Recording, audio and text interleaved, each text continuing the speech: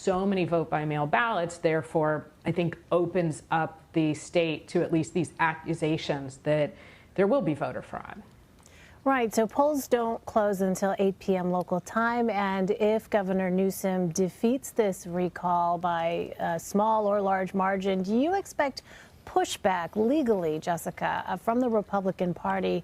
And if so, how could that play out? How might that play out? I think this is going to be a little bit of deja vu all over again from the 2020 presidential election. So we have already seen, for instance, the leading candidate on the Republican side, Larry Elder, he had kind of an embarrassing moment where on his website it already said, basically, we lost this election. It was due to voter fraud. Again, this is before any vote has been recorded. And so report your voting irregularities here. I think the important thing about that isn't so much the campaign snafu or the embarrassment of that. It's that we know what the talking points are going to be if Governor Newsom is in fact not recalled, which I expect he will not be recalled. The talking points will be that there was fraud, that there was corruption, there were irregularities. What does that mean? It means not just political arguments, but we could see some of the same lawsuits that we saw in the wake of the 2020 presidential election. And I expect that we'll have the same result, which is state court judges, federal judges, judges who are nominated by Democrats, judges nominated by Republicans. They'll say, where's the evidence? And if there's none, then I think, again, it'll be a replay of what we saw after the 2020 election. Those cases will be dismissed, and Governor Newsom goes on to run for re-election in 2022. Right, but as viewers of CBSN well know, I mean, these are legal arguments, Jessica, that you and I and others have talked about time and time again. So we'll continue to watch and see how it plays out. Jessica Levinson, Jessica, always good to talk to you. Thank you so much. Thank you. We are going to take a quick break. We'll be right back with the rest of the day's news. You're streaming CBSN, CBS News, always on.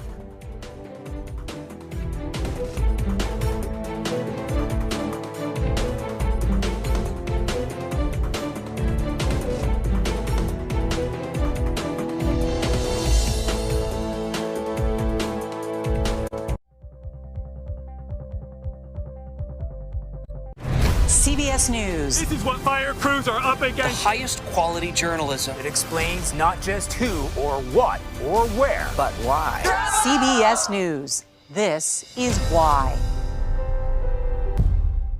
An original documentary on CBSN. Society is deeply uncomfortable with a woman holding power. For women, corporate America has been an uphill battle. You're emotional, you're harsh, you're cold. And it still is. That's when I realized womanness was at a disadvantage for me. Women of color sit at the painful intersection of race and gender discrimination. You put in the work, and you're ultimately not the one who gets credit for it. Many professional women had to make a decision between employment and caregiving.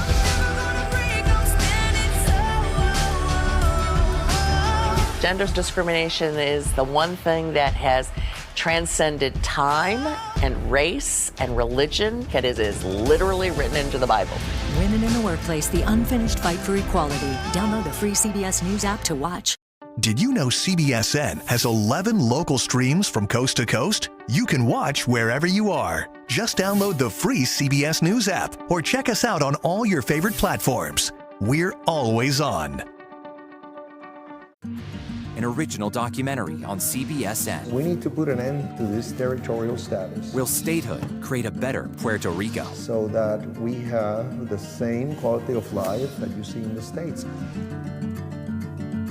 What do you worry about? Me living here in the future. They're giving incentives to non-Puerto Ricans to come to Puerto Rico and extract our natural resources and take over our land. Vacation in Puerto Rico, and in exchange for that, you don't pay taxes. Why would I allow somebody who abused me for 123 years to then consume me? An originals documentary on CBSN. Stream now. Good evening from our CBS Newsroom in New York. From the very beginning, CBS News has looked for new ways to reach people. Today, that mission to tell the story of all our lives is stronger than ever. It's important that we remember the story correctly. A smart start to the day with facts first. Unbiased reporting, making sense of our world every evening. Who's responsible? We found one hell of a story of survival. CBS News. This is why.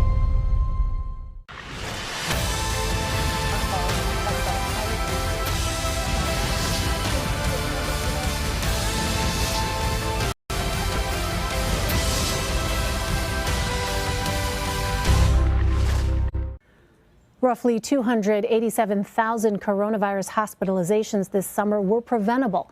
That's according to new analysis by the Kaiser Family Foundation. It found these hospitalizations cost billions of dollars and could have been avoided with vaccinations. But the pace of first dose shots has been slowing since early August. And as Manuel Bojorquez shows us, the summer surge is still in full swing. There are more signs tonight of COVID's worsening grip. Both cases and deaths nationwide remain dangerously high, equal to levels from last winter's devastating surge. The latest hotspots, West Virginia, Pennsylvania, and Tennessee. In Florida, one of the nation's hardest hit states, Governor Ron DeSantis is not just pushing back against the Biden administration's call for vaccine mandates. He's doubling down. If a government agency in the state of Florida forces a vaccine as a condition to employment, you will face a $5,000 fine for every single violation. According to one analysis in June, less than 10% of hospitals in the U.S. were at or near capacity in their ICUs. Now, 1 out of every 4 hospitals has at least 95% of its ICU beds full. The problem is worse in the South. In Florida, 24 hospitals are reporting more patients than available beds. Many are suffering from COVID, the vast majority unvaccinated. One consequence of that, Florida teacher Nathaniel Osborne had to rush his 12-year-old son Seth to the emergency room in July. He had appendicitis. There were no beds, and his appendix ruptured as they waited more than 6 hours. Quivering in pain. I can't imagine what that's like for a father to see. My wife asked, "What's going on? Why did we have to wait so long?" And the nurse rolled her eyes and said something to the effect of, "Well, what do you think? We're slammed with COVID." Seth spent 5 days in the hospital but has since recovered. The number of COVID patients in Florida hospitals has gone down, but it's coming down from record highs. So some emergency rooms are still stretched to their limits. Elaine? Manuel Bojorquez, thank you. For more, let's bring in Dr. Richard Besser. He's the president and CEO of the Robert Wood Johnson Foundation and the former acting director of the CDC. Dr. Besser, welcome. As we just heard, ICUs in 1 of every 4 hospitals in the U.S. have reached at least 95% capacity. How dangerous is it to carry this surge into the fall? You know, Elaine, this is huge, and it's really important that when we think about the burden of the COVID pandemic, we think beyond just the needs of hospitals to care for people with COVID. People every day have health crises. They have heart attacks. They have other issues that require quick care. And there's a whole load of people who need to get screened for cancer, people who need to have joints replaced, people who need other operations. When all of our healthcare resources are directed towards one condition, controlling COVID, it doesn't leave room for all the other things our healthcare system needs to take care of. And it's so incredibly tragic, since so many of these cases of COVID could be prevented if people would get vaccinated. Well, more than 243,000 new pediatric COVID cases were reported to the American Academy of Pediatrics last week. It comes as kids return to classrooms for the new school year, and many parents are concerned. How safe are classrooms really for children, especially those children who are too young to be vaccinated? Yeah, you know, I'm a pediatrician and I'm a parent, and I'm really thrilled that this year we are focused on keeping children in classrooms learning as much as possible. But to do that safely, we need to make sure that schools are doing the things that have been shown to reduce transmission. And that means ensuring that everyone is wearing masks, that there's social distancing, that ventilation has been addressed by simple things such as opening the window, that you're requiring people to be vaccinated, and that you're implementing testing. The CDC recommends in areas where there's significant or high levels of transmission that there be routine and regular testing programs for anyone who's not not fully vaccinated. And that's something that we're not seeing in a lot of places, and it could go far to make it safer for kids. I expect that this fall we're going to see a lot of schools that have to shut down briefly, but hopefully with testing, and hopefully if more and more adults roll up their sleeves and get the shots, we can keep kids in school much more than we otherwise would this fall, which is where they belong. Well, health experts say data on a vaccine for children ages 5 to 11 could be available by late September or early October. Now, that data will then head to the FDA. Doctor, what time frame are we looking at for emergency use authorization, and what factors might change it? Yeah, I mean, that's a really important question. Until we have vaccines available for everyone, and that includes children under the age of 12, it's going to be very hard to get this pandemic fully control. But in order to have vaccines for children, you want to make sure that the FDA has the time to thoroughly review the data, to make sure that the vaccines are safe and effective. And that's really important, since the younger you are, the less likely you are to have severe infection, the less likely you are to be hospitalized or to die from COVID. And so if you're primarily vaccinating children to prevent transmission in the community, you want to make sure it's safe. And as a pediatrician, I want to see that they've been able to make those deliberations, that the advisory committees to the FDA that look at that information, make recommendations, that they've been able to do that without political interference, looking at all the information, and that the advisory committee to CDC that eventually recommends who gets vaccines, that they're able to do that in a thorough manner. Without that, we won't see that many parents wanting to bring their children in. And if we have safe and effective vaccines for kids, it's critical that people are going to want to use them.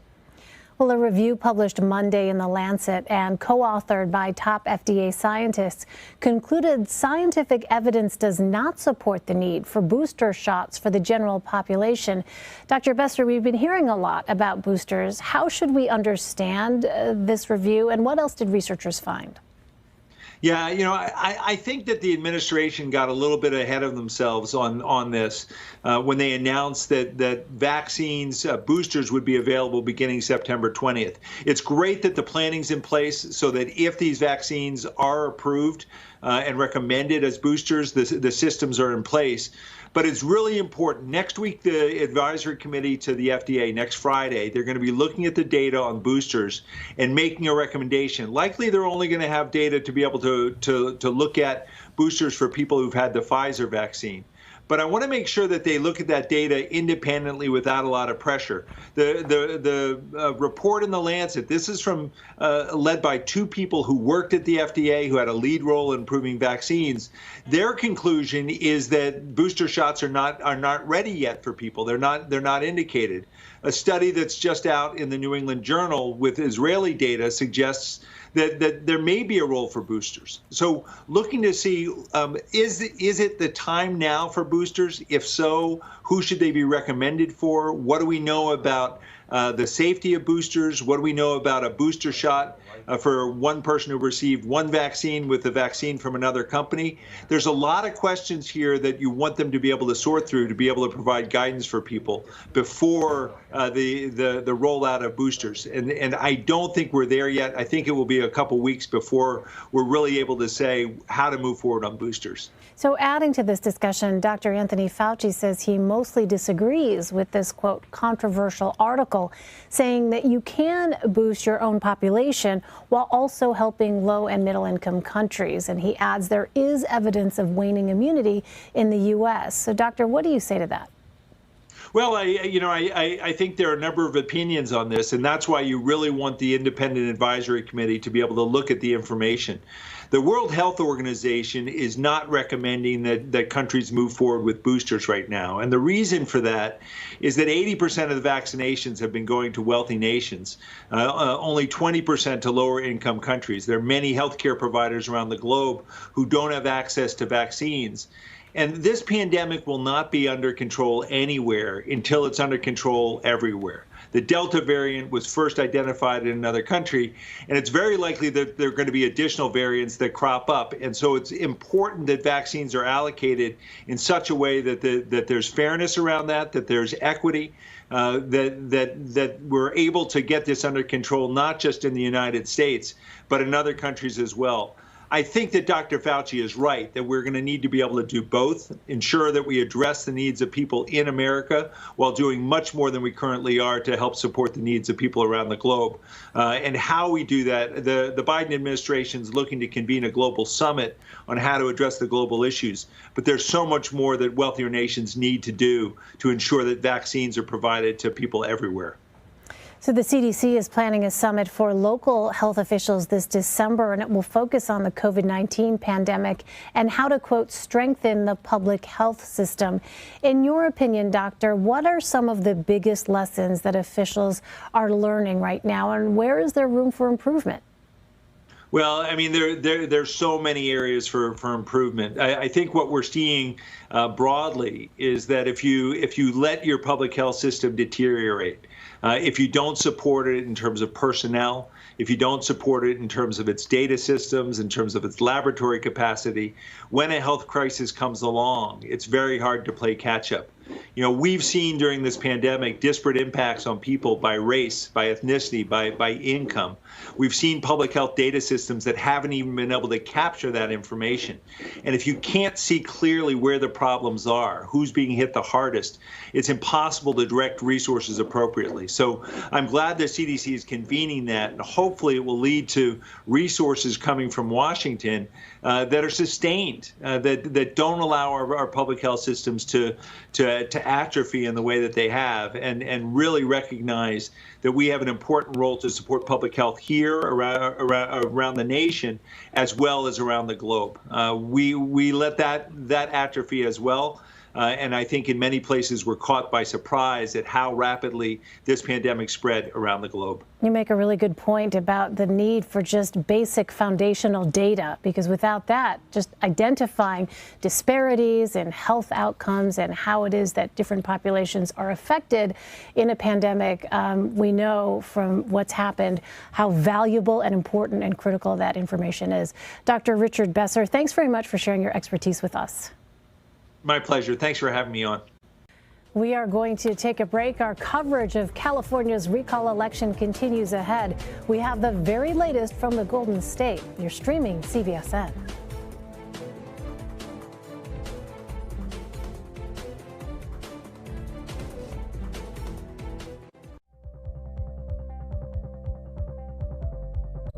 Good evening from our CBS newsroom in New York. From the very beginning, CBS News has looked for new ways to reach people.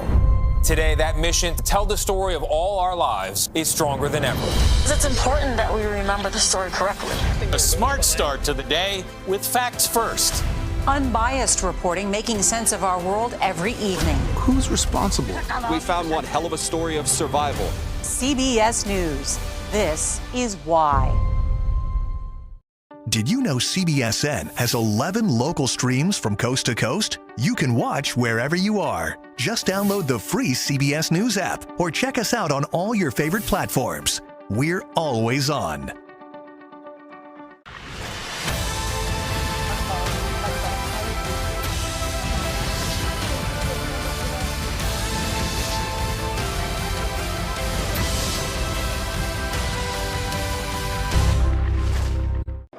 Wherever you are, wherever you go, breaking Bay Area news live.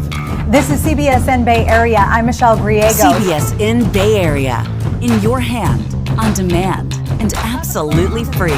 Highly updated, top local stories, and weather where you live. Available everywhere, powered by KPIX 5 News. CBSN Bay Area, always free on your favorite devices with the CBS News app.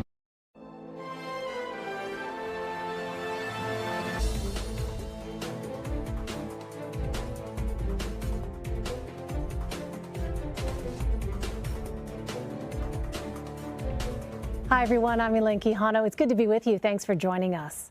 Polls in California's gubernatorial recall election close in less than 2 hours. Voters are deciding whether Governor Gavin Newsom will remain in office. If more than half of them decide to cut his term short, they would then choose from a list of 46 challengers to take his place. Pre-election polls suggested Republican Larry Elder is the top choice to replace Newsom. But according to the exit polls, he is not as popular among those voting in the recall election, viewed favorably by only about a third of voters. Ed O'Keefe is again joining me to lead this discussion with Leslie Sanchez and Joel Payne. Leslie is a CBS News political analyst and Republican strategist, and Joel is a CBS News political contributor and Democratic strategist. Leslie and Joel and Ed, it's hour 5 now of coverage. It feels like old times again. Here we are talking to Leslie, Joel, and Ed. All right, it's great to see you. Joel, let me start with you. Governor Newsom has faced recall attempts before. They all fell short. So what is different this time around? Well, I think a couple things are different. One, it's COVID. It's the reason why we're all remote and not in the studio together. I think that is a major dominant issue in California. And I think it's something that the Newsom campaign was able to harness, primarily using the example of other states like Texas and Florida as examples of when you have Republican leadership in those states, what that could look like. They've actually used that as a turnout machine for a lot of Democratic base voters.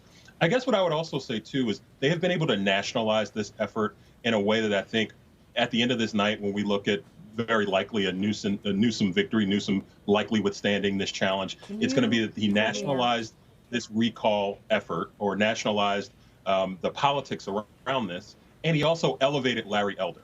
And I actually think that that is something that was a big benefit to the Newsom campaign. They struggled, I think, to get traction early on. I think the idea that Larry Elder is the likely option B for voters actually ended up helping Gavin Newsom in the end. Well, Joel and Leslie, let me second Elaine by saying it's great to spend another night of election counting with you. Leslie, California, a bit more Democratic in 2003, also increasingly more diverse than it was 18 years ago. How big of an uphill battle is this, and can Republicans actually use the changing demographic in their favor? It doesn't seem like they've put up much of an attempt of that in the last few months of this campaign, but is there any hope for that happening? Not in this particular race, Ed, for a lot of reasons. Like Republicans have 24%, 24.1% of the vote in a state that, as we know, is so strongly blue. And the demographic shifts have moved in the Democrats' favor. You have a lot of Latino voters, for example, a lot of minority voters who really side in this bi-coastal liberalism, you would say, very much on the West and very much on the extreme parts of the East. This is an uphill battle for Democrats. And while they saw enclaves and areas where they could see sparks of kind of a resurgence of this base Republican vote, harken back to many generations ago, it's not enough right now. And the other question, even internally Republicans will say, is that let's say a Republican does win this contest with super majorities in the state legislature, it's really going to be a difficult case to say that this is the right example of a strong Republican in the future of the GOP.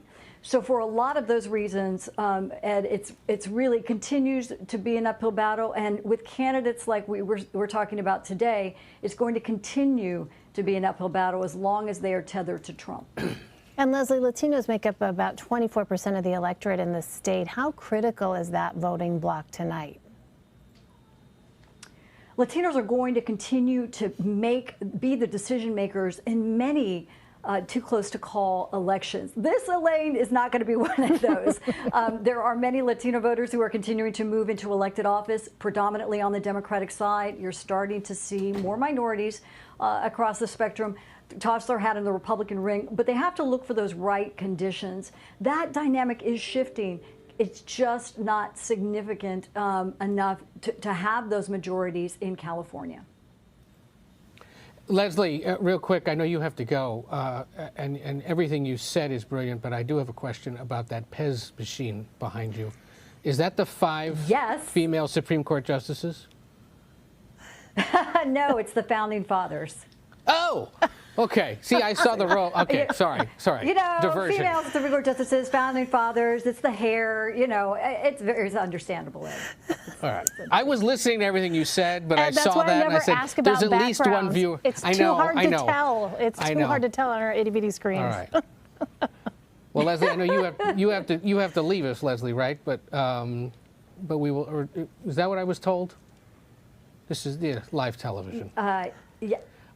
Okay. Yeah, I know. It's live television. It's okay. All righty. Yes, Ed. Leslie, thank you. Joel, to you, Politico says this recall campaign was, quote, fundamentally a story of the pandemic, and you mentioned this as well, but it also brought up questions about Governor Newsom's handling of issues like homelessness and immigration. Homelessness is notable especially because it is a top issue of concern based on the exit polling tonight. How did he and other Democrats navigate that criticism going through the election?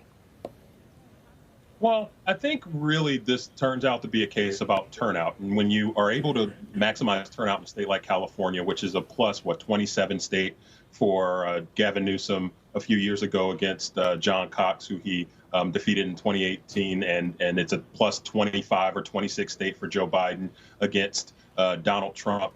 I think if you can maximize turnout, you can overcome issues like that, albeit important issues that are local issues, because you turn it into a contrast election. You turn it into a choice, a binary choice between Gavin Newsom and, like I said, Larry Elder. If this was Gavin Newsom against generic Republican, maybe we're looking at a different story here. But I think that the Newsom campaign, the Democrats in California were able to successfully elevate a Republican. And I think when you're able to do that and you're able to strategically navigate some of the political waters, I think you end up with a night like tonight where I think most people assume the governor will prevail. I guess something else I would add here is let's remember what spurred this recall effort. It was Gavin Newsom with kind of calls of hypocrisy early on in the COVID crisis in California, the issue at the French Laundry restaurant up in Napa Valley. And I think the further distance that you get away from a situation like that, I think the governor was able to reset the narrative around the race, make it less about him and maybe some shortcomings or maybe some disappointments with his style and his leadership, and more, again, about the binary choice that California voters have. So, Joel, back to your point about elevating Larry Elder. Governor Newsom has called this election a matter of life or death, saying, quote, "We did not defeat Trumpism." And on Monday, President Biden said the leading Republican in this race is, quote, "the closest thing to a Trump clone he's ever seen in the state." What is your sense of this strategy more broadly? I mean, is it one that's likely to resonate not just in California, but in other places across the country as well? Yeah, so we're always looking for kind of these like weather balloon like moments, right? It happened a couple months ago with the New York mayor's primary with Eric Adams prevailing there. And I think people made some assertions about what that would mean nationally for the Democrats. I think they're going to make similar assertions here. You'll have the same situation that happens in Virginia with the governor's race between Terry McAuliffe and Glenn Youngkin, because we haven't gotten to the midterms and we haven't gotten to our next presidential race. So we are trying to see, well, where are voters? Do voters still do the same things that they did 8 months ago when they elected Joe Biden, or rather 9 months ago when they elected Joe Biden? And I think you're looking at California as, frankly, a laboratory. The issue of COVID, also, frankly, an issue that has been supercharged over the last 2 weeks. Women's reproductive rights related to that Texas abortion law and the resounding Supreme Court non-decision, how that plays locally as well. I think California will serve to be a laboratory for Democrats to consider and think about, how do you message against Republicans and for Democratic ideals in this environment? And Joel, there are 30 governors up for re-election in 2022, including 11 Democrats. President Biden warned the recall vote will, quote, reverberate around the nation. How likely are the results of this recall election to influence next year's midterm elections? I'm not sure if I would make too many leaps between right now and a kind of an off-cycle or off-schedule recall election in California in an overwhelming Democratic state and midterms 14 months from now. That's an eternity in politics. There's a lot that can happen. A month ago, we were looking at a very different political landscape for Joe Biden, right? Things change very quickly. I don't have to tell you guys that. So I don't know if I would make necessarily that prediction. But again, I do think Democrats will take lessons from this. And also, I think Republicans will take lessons from this about what works, what motivates voters, what turns out voters, and where are the vulnerabilities on the other side. All right, Joel Payne, what a pleasure it is to talk to you again. Our thanks to Leslie Sanchez as well. It's not quite like the green room and hanging out with you guys there on these nights, but we'll take it. We're very grateful to have you, Joel. Thanks. Good to be with you. Early exit poll results show roughly a third of California voters feel the pandemic is the most important issue facing their state. Other top issues on voters' minds are homelessness, the economy, and wildfires. CBS News Elections and Surveys Director Anthony Salvanto joins us now with more. So, Anthony, what else are we learning from the latest exit poll data? Hey there, Elaine. One of the things you want to look at, and polls haven't closed yet, so all of this is going to change, all of it's going to move, but these preliminary exit polls is that when you break down the most important issue into the people who are voting yes and the people who are voting no, you get a real tale of two elections here. Let me show you this. People voting yes, their top concerns were the economy, were homelessness, things that they have criticized Governor Newsom for, crime as well. And then you look at the people who are voting no. That would be, of course, to keep Governor Newsom in his job. And you get this wide gap where they say the most important issue was coronavirus. And that really, I think, picks up some of the resonance from the Newsom campaign, where they wanted to get their voters out and say he was better on dealing with coronavirus, and that he was saying he was better than all the Republican alternatives on that. So for his voters anyway, that seems to be resonating right now, Elaine. As we've noted, Anthony, Latinos make up nearly a quarter of California's registered voters and are instrumental in the governor's survival tonight in this recall. What is turnout looking like among them across the state right now? Yeah, it's a great question, Ed. It might be one of the key questions. I want to show you this slide right now. So in the recall, in the exit polls, that's people we've been talking to who already cast mail ballots or who voted today, it's 25%. That's the share that is Latino. And in 2020, it was higher. And it was 31%. And that's closer to what the registration is among all California voters. In fact, then when you look at what we think are the breakdowns from our analysis of the mail ballots already, and there again, you see lower levels of people who are Latino than you did in 2020. Now look, on balance, there are more Democrats who, registered Democrats, who have cast ballots already.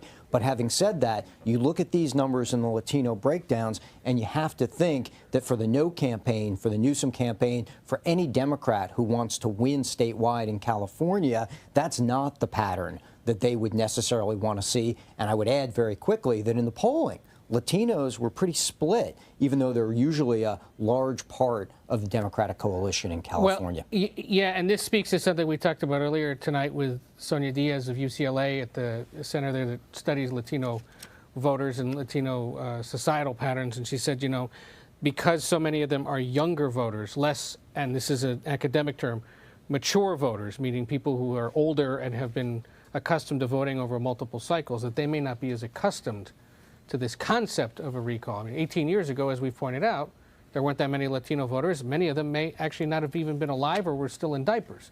So this is a completely new phenomenon to them. And then I'd be curious if we find out eventually that there were concerns about the mail, given that there have been so many concerns across the country with Latino voters about, you know, filling out the census forms, going to get your vaccination, and concerns about immigration status potentially being a factor there. Who knows? But notable that they're that low tonight. And, you know, that's a great point, Ed, because you think about it, especially if you identify as a Democrat in California, you start talking about a lot of voting, not just for a recall, but last year, of course, you had the high-intensity presidential election, a lot of mobilization there, and that goes for everybody.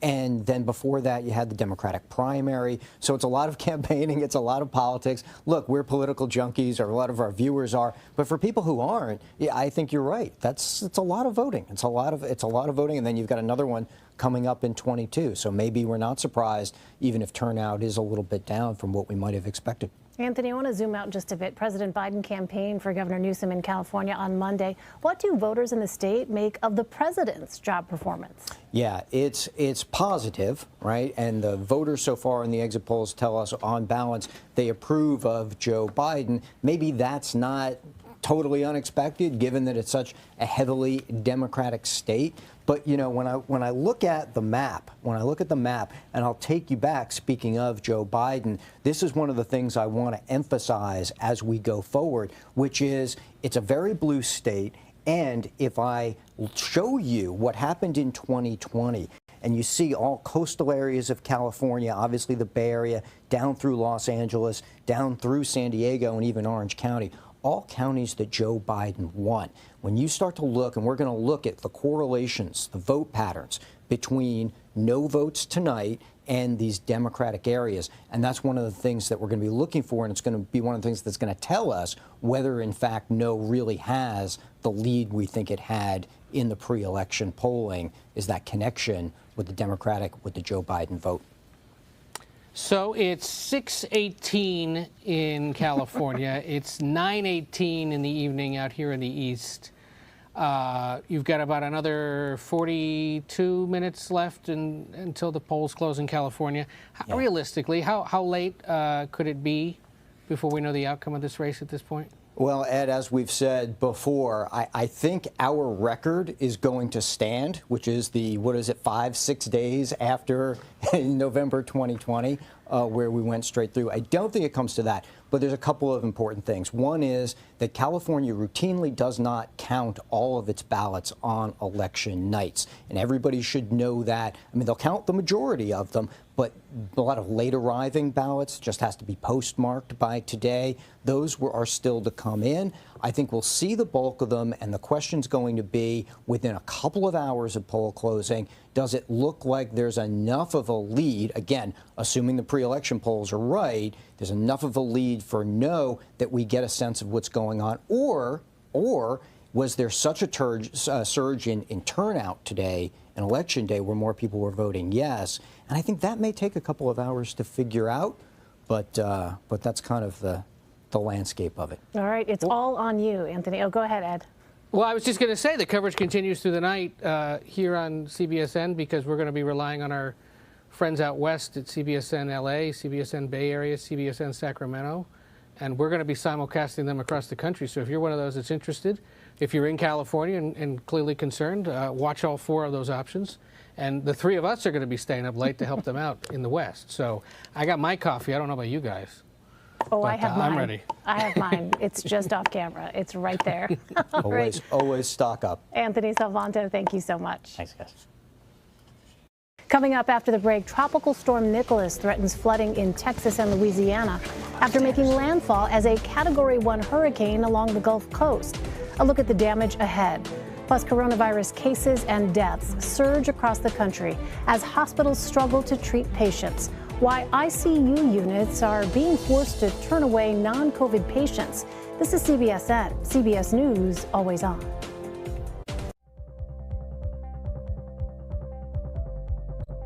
CBS News. This is what fire crews are up against. The highest quality journalism. It explains not just who or what or where, but why.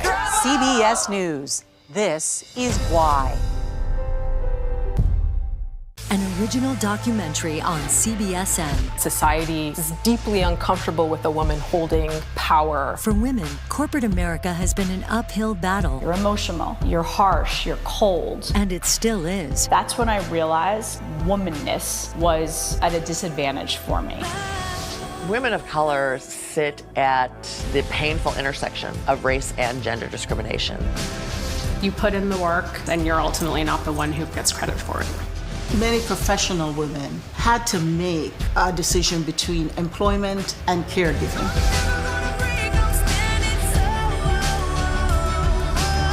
Gender discrimination is the one thing that has transcended time and race and religion, and it is literally written into the Bible. Women in the Workplace, the unfinished fight for equality. Download the free CBS News app to watch. Did you know CBSN has 11 local streams from coast to coast? You can watch wherever you are. Just download the free CBS News app or check us out on all your favorite platforms. We're always on. An original documentary on CBSN. We need to put an end to this territorial status. Will statehood create a better Puerto Rico? So that we have the same quality of life that you see in the States. What do you worry about? Me living here in the future. They're giving incentives to non-Puerto Ricans to come to Puerto Rico and extract our natural resources and take over our land. Somebody who abused me for 123 years to then consume me. An originals documentary on CBSN. Stream now. Good evening from our CBS newsroom in New York. From the very beginning, CBS News has looked for new ways to reach people. Today, that mission to tell the story of all our lives is stronger than ever. It's important that we remember the story correctly. A smart start to the day with facts first. Unbiased reporting, making sense of our world every evening. Who's responsible? We found one hell of a story of survival. CBS News. This is why.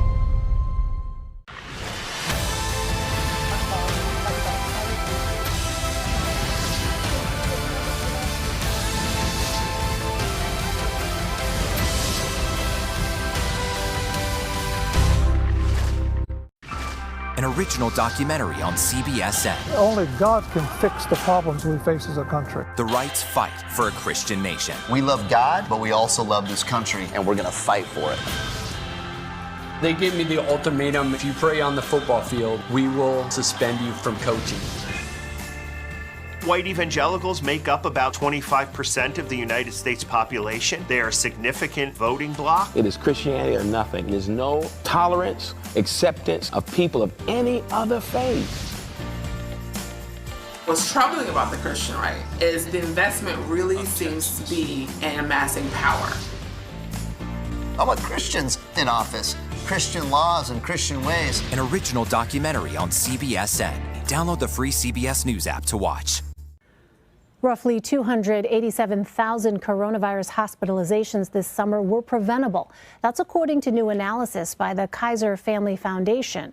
It found these hospitalizations cost billions of dollars and could have been avoided with vaccinations. But the pace of first dose shots has been slowing since early August. And as Manuel Bojorquez shows us, the summer surge is still in full swing. There are more signs tonight of COVID's worsening grip.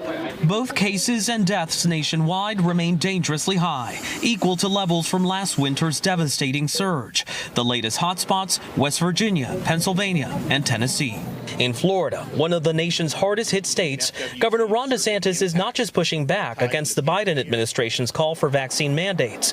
He's doubling down. If a government agency in the state of Florida forces a vaccine as a condition to employment, you will face a $5,000 fine for every single violation. According to one analysis in June, less than 10% of hospitals in the U.S. were at or near capacity in their ICUs. Now, 1 out of every 4 hospitals has at least 95% of its ICU beds full. The problem is worse in the South. In Florida, 24 hospitals are reporting more patients than available beds.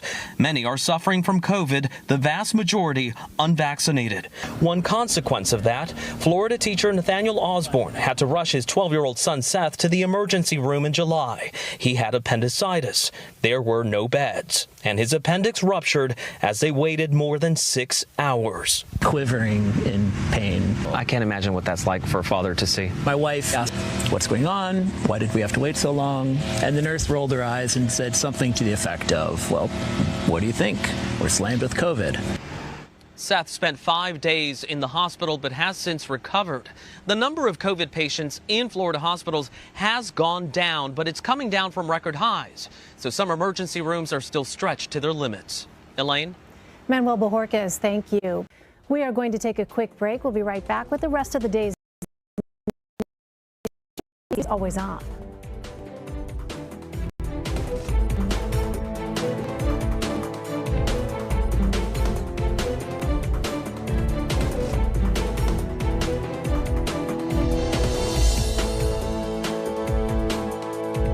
If you want facts first, A lot of news to get to. news that's always on. That really resonated with Republican senators. The CBS News app is for you. Breaking news alert. This unprecedented pandemic response. Live, on demand. Investigators are looking into what caused it. And streaming on any device, anytime. From your city. Clear skies across Around the world. We begin with this story. And across the nation. Welcome to a special edition of Red and Blue. The free CBS News app. Download to watch now. Go to the ends of the earth. Very pleasant place to be. I couldn't ask for anything more. And reach for the stars. Where's the ask? This is great. Do you still love it? I do. But wait, there's more. Experience thought-provoking. It was literally like Groundhog Day. I do know what makes a good movie. Innovative. It's hard not to overflow. And truly original reporting. Because there's always something new under the sun. Watch CBS News Sunday morning at 9 and 11:30 a.m. Eastern on CBSN. Wherever you are, wherever you go, breaking Bay Area news, live. This is CBSN Bay Area. I'm Michelle Griego. CBSN Bay Area. In your hand, on demand, and absolutely free. Highly updated, top local stories, and weather where you live. Available everywhere. Powered by KPIX 5 News. CBSN Bay Area. Always free on your favorite devices with the CBS News app. Polls will close in about an hour and a half in California's gubernatorial recall election. Voting ends at 8 p.m. local time. Eligible voters in the Golden State have 2 questions before them tonight. Should Democrat Gavin Newsom remain as governor? And if not, then voters must decide who should replace him. 46 candidates are vying to take his job. Republicans have long sought to recall Newsom, but it was his coronavirus policies that ultimately helped them gain enough signatures to force a recall. Leading the Republican field is conservative talk show host Larry Elder. Elder capitalized on that pandemic debate among voters, saying he would repeal mask and vaccine mandates on day 1 if he's elected. He has also suggested voter fraud could be to blame if he loses. President Biden joined Newsom on the final stretch of his campaign last night. Vice President Harris and other prominent Democrats have also helped the first-term governor rally over the last few weeks. Newsom's team believes there is no scenario in which the recall is successful. We will have continuing coverage of California's recall election here on CBSN. Ed O'Keefe, Anthony Salvanto, and I will be joining our stations in Los Angeles, Sacramento, and San Francisco throughout the night. Ed, what are you looking forward to? Well, I'll be curious to see whether we're able to resolve this quickly or whether it stretches into the night, suggesting that today's in-person balloting was actually higher than anticipated. I know there have been some reports it was pretty high in Southern California, for example. So is there enough to keep this in the single digits, or did the governor indeed pull it off, as his team has suggested, maybe even by double digits? We'll have to see. We'll have to see. All right. Thank you, Ed. For now, we are going to turn to CBSN Los Angeles for their coverage of California's recall election. Complete election coverage.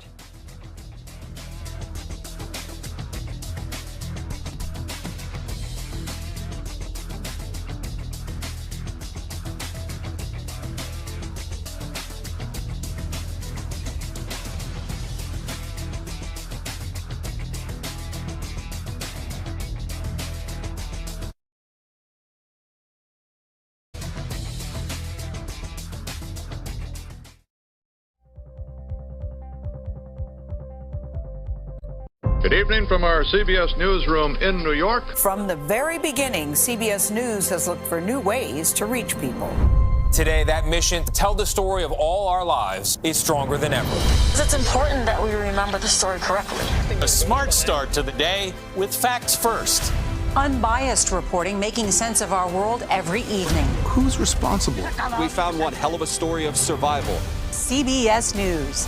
This is why. Did you know CBSN has 11 local streams from coast to coast? You can watch wherever you are. Just download the free CBS News app or check us out on all your favorite platforms. We're always on.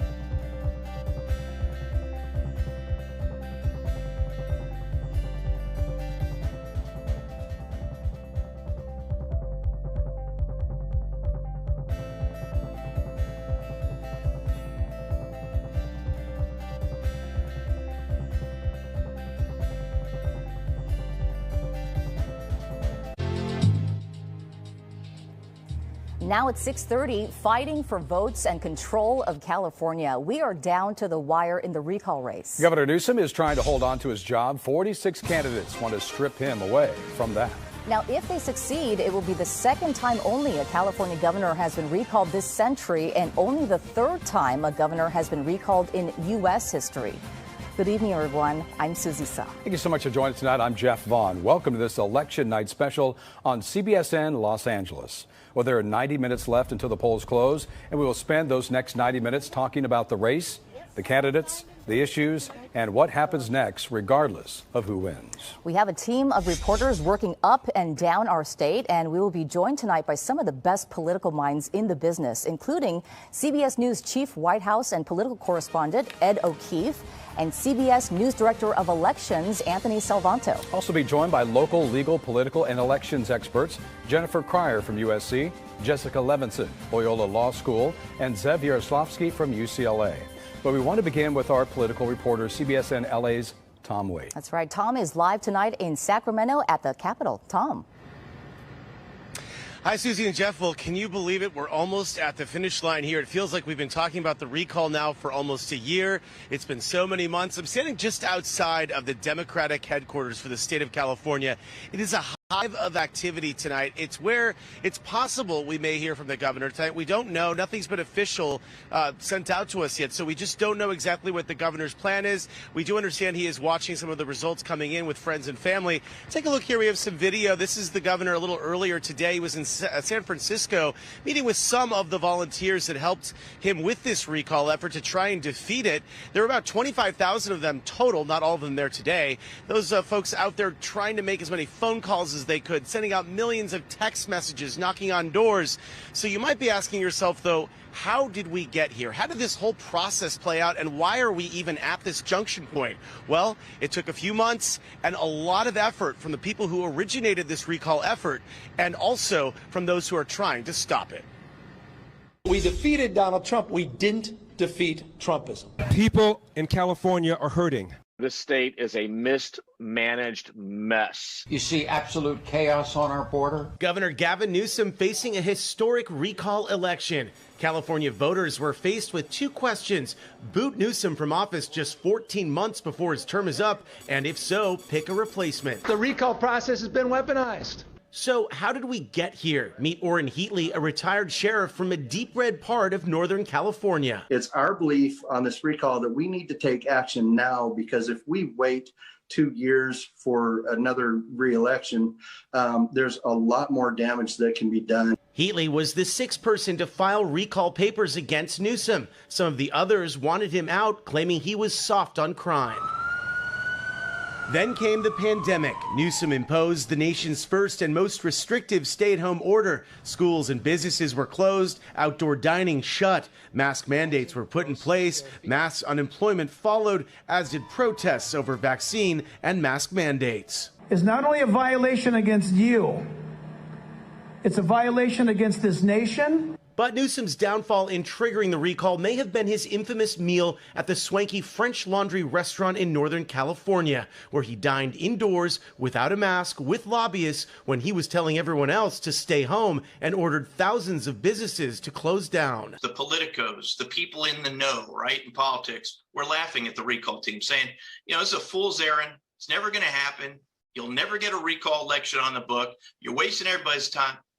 And here we are. We're here to clean house. The only other successful recall of a governor in California or U.S. history was Arnold Schwarzenegger's victory over then Governor Gray Davis back in 2003. Hasta la vista, baby. Our state has a relatively low bar to trigger a gubernatorial recall. Signatures of just 12% of the vote from the previous election are needed.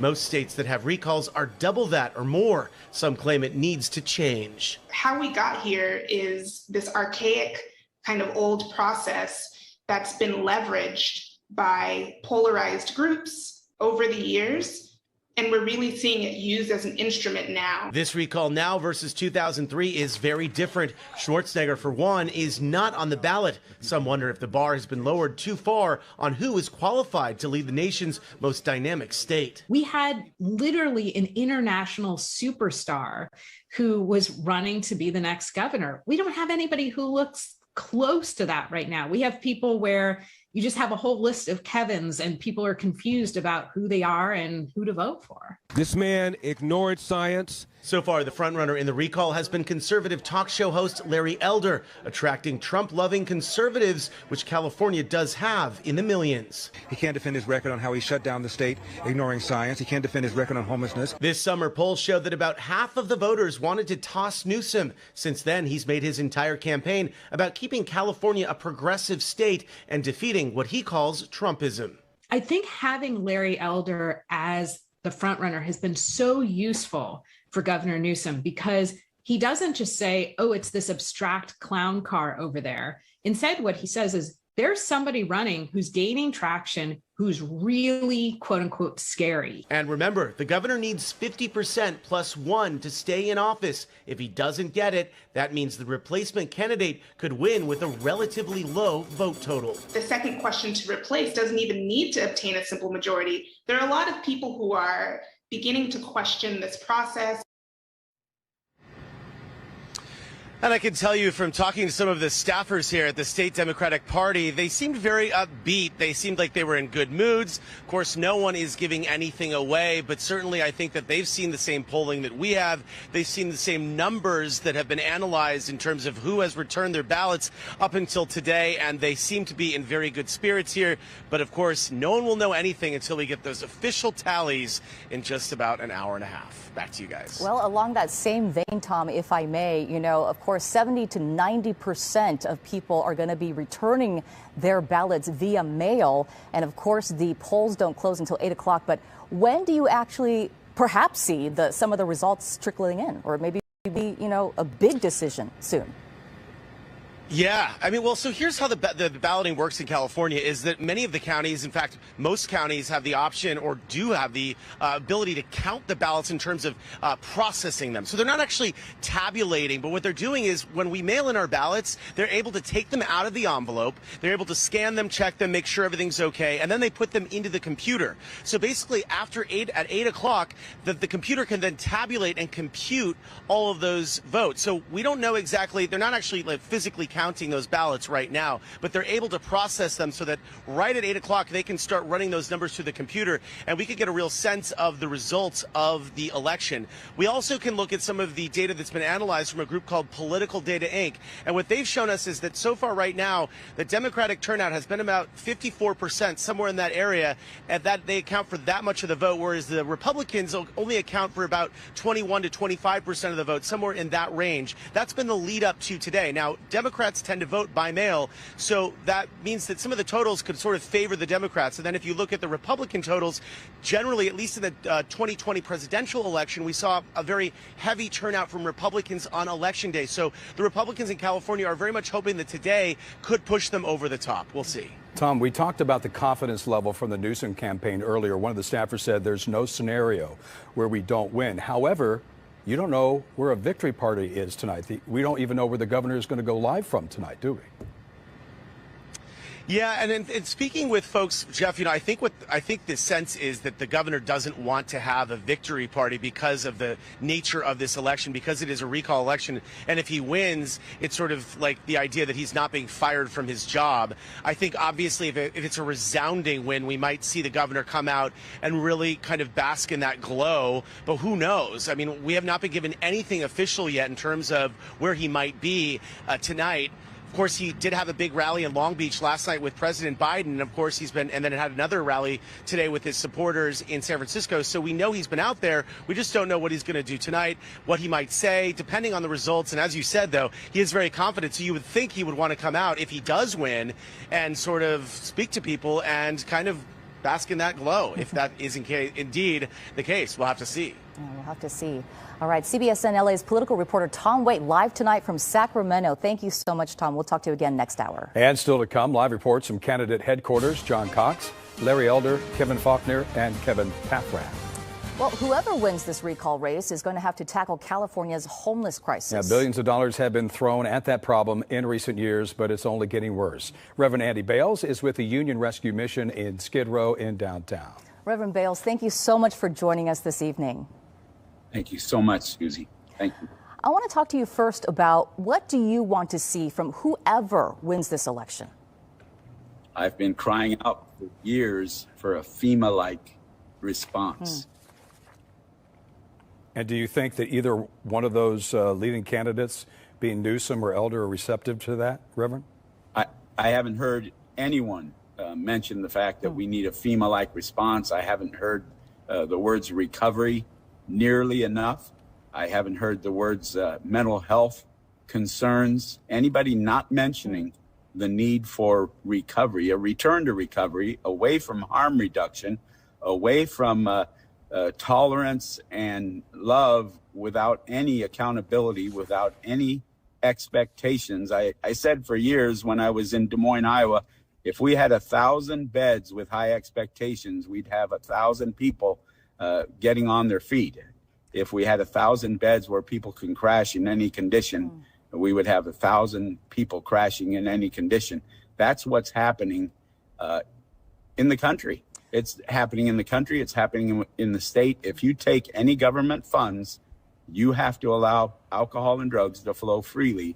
You have to not expect any accountability of a healthy lifestyle, and faith-based groups that used to do good work and help people turn their lives around, they can't accept any of that government money without promising to adapt to that free flow of alcohol and drugs. We've moved away from rescuing people from perishing from alcohol and drug use. Well, Reverend, we're still talking about 150,000 people in the state of California living on the streets, and we're still calling this an exploding problem.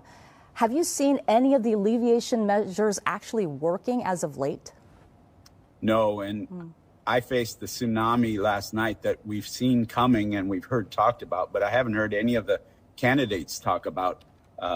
We got, while I was on the phone with my assistant who handles emergency services, I received 2 referrals of families who were evicted, and a third showed up at the mission at the very same time. So we called a Zoom call today with LAHSA, the Los Angeles Homeless Services Authority, a local mission, Door of Hope, and a legal group fighting evictions.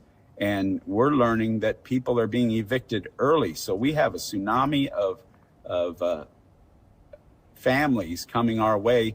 We had to change back. We haven't done this for years. We had to change back our mission, gym, to a family area. We had to split it up with a tarp, and we're going to take in people that need quarantine on one side and overflow families on the other. We haven't done things like that since we had a storm of families years ago. I think many of the candidates are so caught up in the politics, they're not seeing reality. Okay, Reverend Bales, thank you so much for your time and your expertise. We really do appreciate it here on CBSN LA. Well, even before this evening, millions of voters have already mailed in or dropped off their ballots. Our Chris Holmstrom is in Norwalk at this hour, but let's start with our Rick Montanez at a voting center in West Hollywood with that. Rick? Yeah, hey guys, a lot of people out here casting their ballots in person. We'll show you the line here if we can right now at here in West Hollywood. You can see it weaves through the park and goes, of course, all the way over to the entrance into the building where people are voting in person. Show you some video now. Right at 5 o'clock, we noticed a steady stream of people coming here to Plummer Park Community Center in West Hollywood. Most of the voters coming out after casting their ballots say they waited about 45 minutes to an hour. A man just told me it took him an hour in line. A lot of people are surprised to see the long lines for various reasons. Anything from they expected more people to be voting by mail. One woman says she didn't expect there to be an after work crowd. Either way, every single person we talked with said it is critical to cast their ballot, and for some, in-person voting is the only way.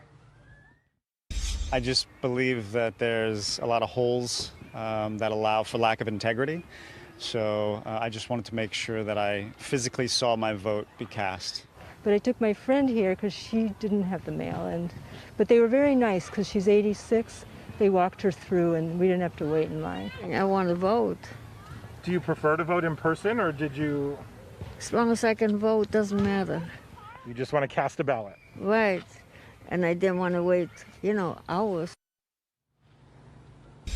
You know, people don't want to wait the hours, but we are hearing about long lines also over at Beverly Hills City Hall, another LA County vote center, reporting wait times of about 45 minutes to an hour, so still not that long. At one point, there was that one in Beverly Hills was the only vote center in the county reporting that long of a wait. As we come back out here live to West Hollywood, I can tell you there's another center at LA City High School. That center is reporting at least an hour wait, so the lines could be long there. The registrar has a system on its website that shows you wait times. Most of the voting centers have a wait time of less than 15 minutes. So if you want to get out and vote, you still have some time. Reporting live in West Hollywood, I'm Rick Montanez. Jeff and Susie, we'll go back to you. Okay, Rick, thank you so much. Now to Chris Holmstrom with his side of the story. Chris? That's right. Chris is live at the LA County Registrar's office in Norwalk. Chris.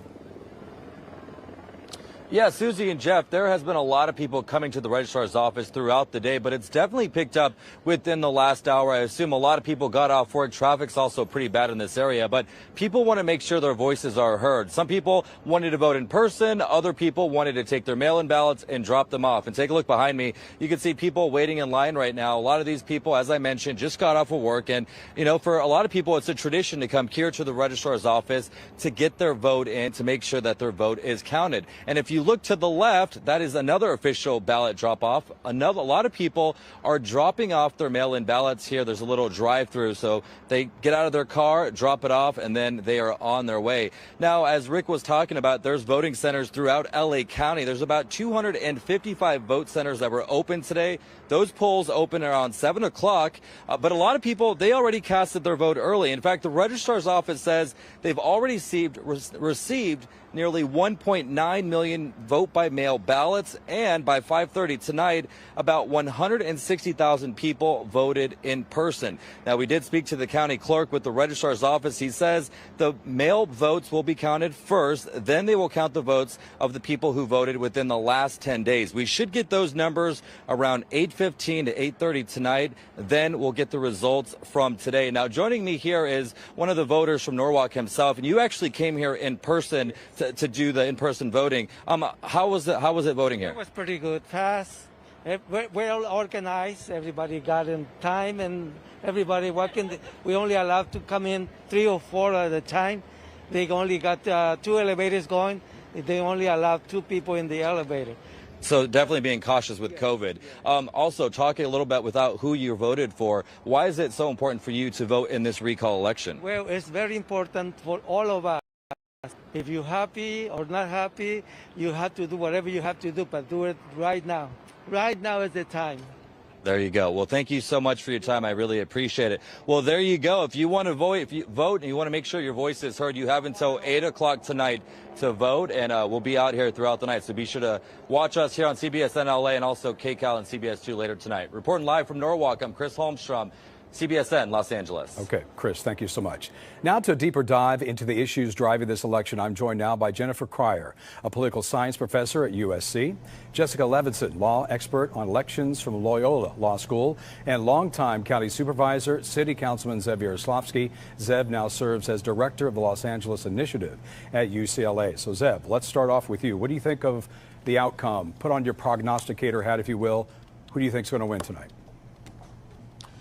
Well, I think the polls have shown that Newsom has had a resurgence in the last few weeks. I think the number of people who have already voted, as of last night, 40% of the registered voters in the state of California have voted by mail, and by a 2-to-1 margin, they are Democrats. So I think logic tells you, intuition tells you that that Newsom has the leg up.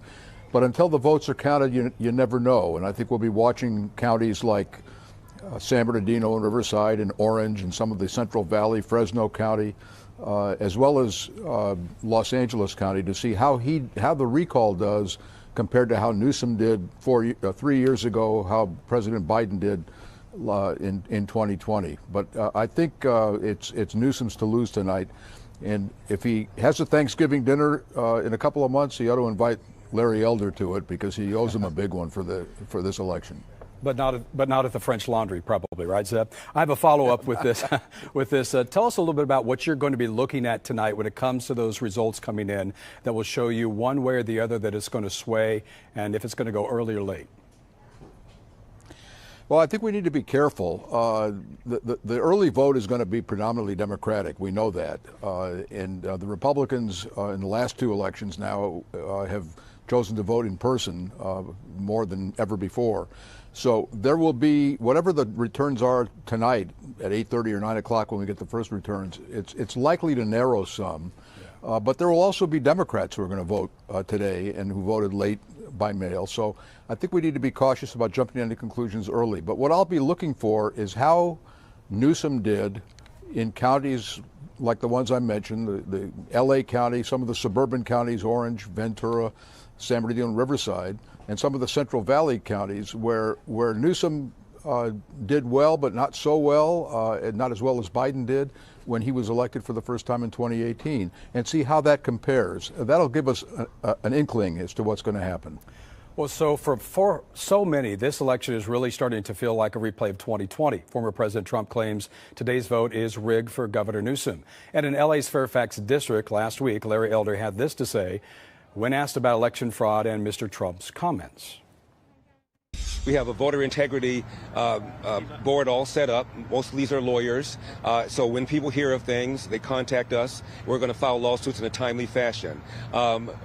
What I believe is that no matter what they do, and I believe that there might very well be shenanigans, as there were in the 2020 election. So, Jennifer, you are an expert in political messaging. It seems like we're now in a point where it's a sore loser syndrome. Is this the future of politics in America? If you lose, it's somebody else's fault? I do believe it's the future of politics. And one thing that's quite interesting is that this is a gubernatorial election, and often we don't see this degree of polarization, this degree of scrutiny in these elections. In fact, recent research just came out and said that presidential and Senate elections have been getting more polarized over time, and that gubernatorial elections have been, for the most part, staying the same as they were in the 1800s in terms of the acrimony. But now we're seeing something a little bit different. The language, the angst, the anger that we've seen in kind of these national elections is coming stateside. And so that might be something that should be on a national radar and California's radar as we go through the years. Yeah, such good insight on that. So, Jessica, let's talk to you. You follow, of course, election law. What is the legal fallout from one saying this? And, of course, if this happens, and you might expect that there's going to be some lawsuits if Elder wins on the other side, and from Elder if Newsom retains his position. So I think it's going to be 2020 all over again in a lot of ways then. It's pretty clear that part of the playbook now is to claim that there's election fraud, and we don't even need to wait until after the election to claim that. But what I also think is clear is that these are political arguments wrapped up in legal documents if they are in fact filed as lawsuits. And what we remember from the 2020 election are really lessons that we can, I think, apply to after this election, which is what happened in those lawsuits that contended that there was voter fraud, that there was corruption, that there was a lack of integrity in the electoral process. They were all dismissed. State court judges, federal judges, judges appointed by Democrats, judges appointed by Republicans, all said up and down, show me evidence of that. If there is evidence on either side, then we need to address that immediately. We have to remedy that. We need to make sure people can trust the process. But if there's no evidence, those cases need to be dismissed immediately and taught not in an election law course, but frankly in a professional responsibility course, trying to train lawyers of which cases not to take and what not to do. This has just continued to draw on and on and on for sometimes months and years. It just seems like it's one big, long election cycle. Jessica, Zev, Jennifer, thank you so much for your time and expertise on this recall election night. Appreciate it. Well, it is recall night here in California. Next here on CBSN LA. A look at the governor's self-inflicted wounds that set this recall race into motion. A live report from Sacramento next. Plus, CBS News Chief White House and political correspondent Ed O'Keefe and CBS News Director of Elections Anthony Salvanto will join us to discuss the recall and what the results could mean for the balance of power in Washington. And we'll check in on more local polling locations. and talk to voters about what matters to them. And as we head to break, more CBS News exit polling results live on CBSN Los Angeles.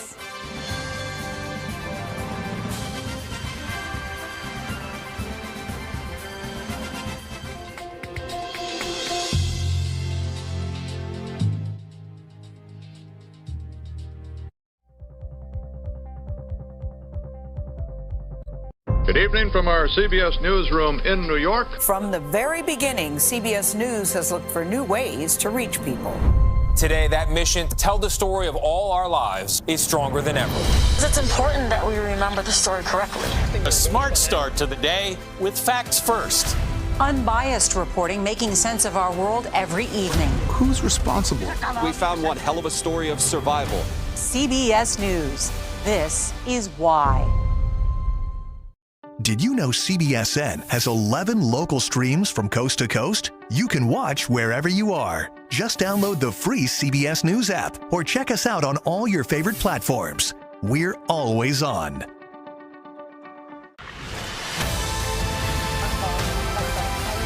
For your next inspiration.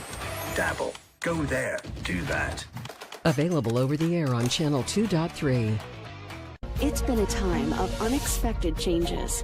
Isolation, masks, social distancing, Zoom. Things we never imagined became. Good evening from our CBS newsroom in New York. From the very beginning, CBS News has looked for new ways to reach people. Today, that mission to tell the story of all our lives is stronger than ever. It's important that we remember the story correctly. A smart start to the day with facts first. Unbiased reporting, making sense of our world every evening. Who's responsible? We found one hell of a story of survival. CBS News. This is why. Did you know CBSN has 11 local streams from coast to coast? You can watch wherever you are. Just download the free CBS News app or check us out on all your favorite platforms. We're always on.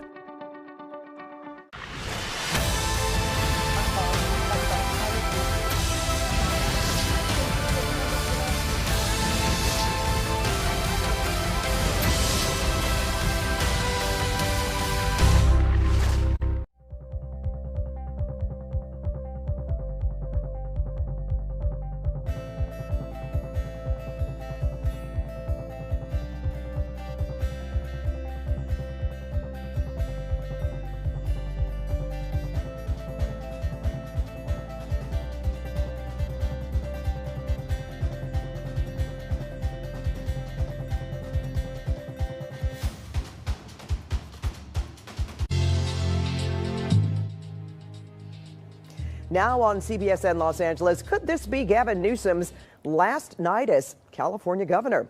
Republicans leading the recall charge against him sure hope so. Good evening, everyone. I'm Pat Harvey. And I'm Juan Fernandez. Welcome to this election night special. Less than 60 minutes until the polls close, the ballot counting begins, and we learn if Governor Newsom has fended off a Republican-led challenge and the 46 candidates running to replace him. In a state as blue as California, you might think ousting a Democrat from the governor's mansion should be nearly impossible. But Governor Newsom gave life to the recall movement with just one bad decision. CBSN LA political reporter Tom Wade is live in Sacramento. And Tom, would the recall even be happening without the governor's French laundry gaffe?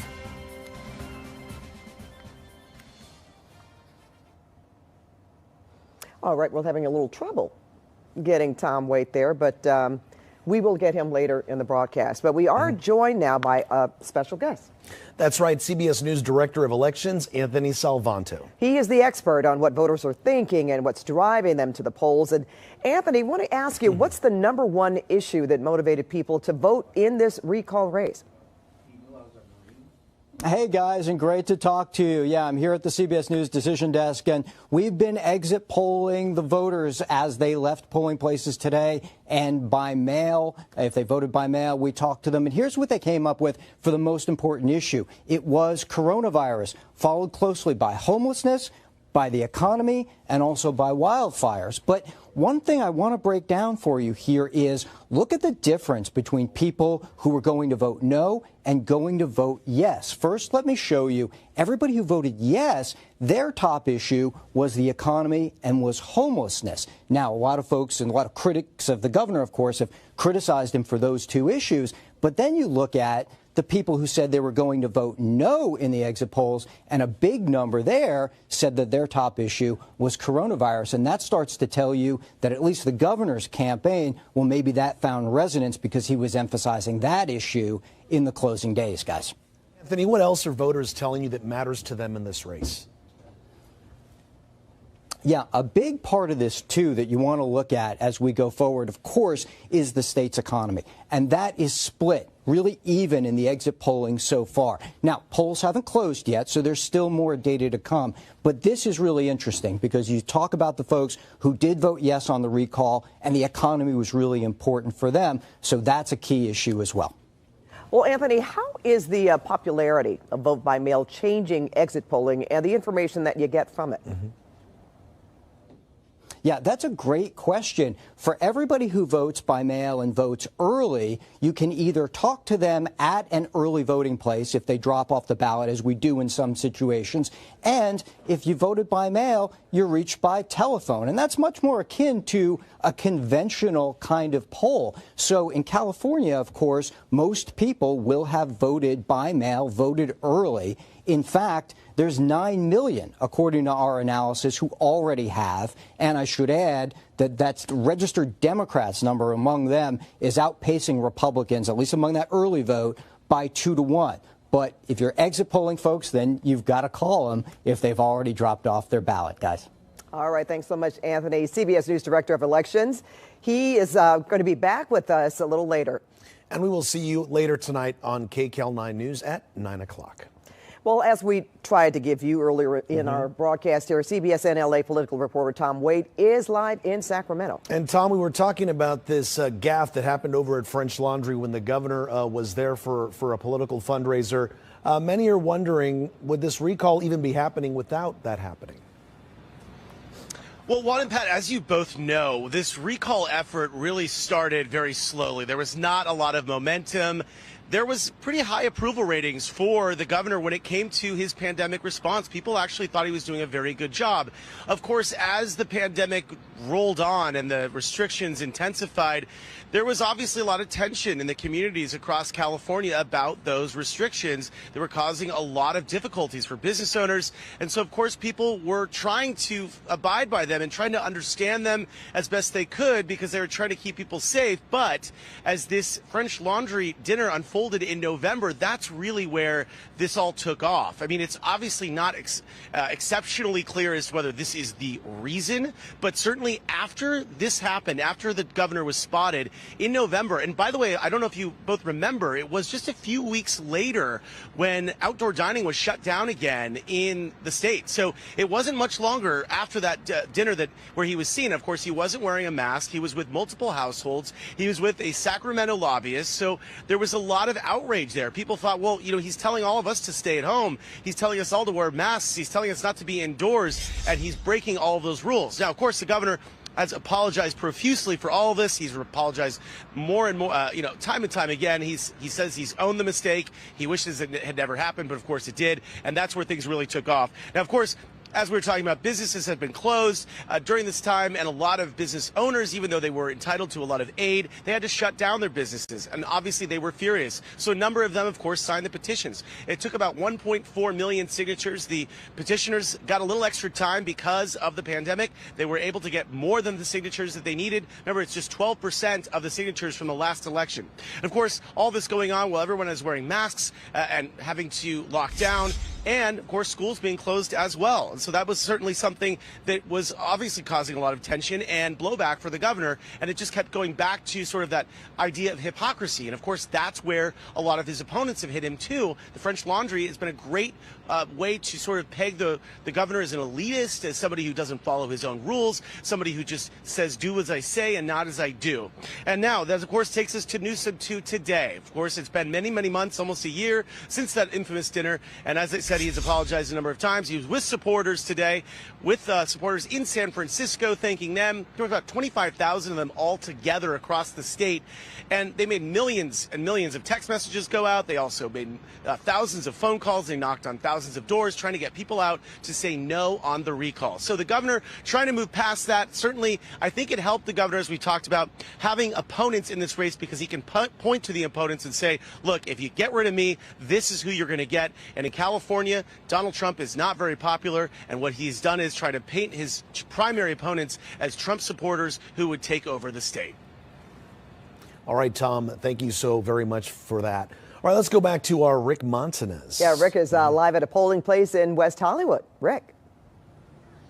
Yeah, Pat and Juan, you know, it's interesting. We're seeing a lot of people show up here to drop off their mail-in ballots at the drop box and also to walk them into the polling place. We'll show you the line right now behind us here, here in West Hollywood. It's considerably shorter than it was about, I would say, 30 minutes ago or so, but still, people say it's about 45 minutes to an hour wait here.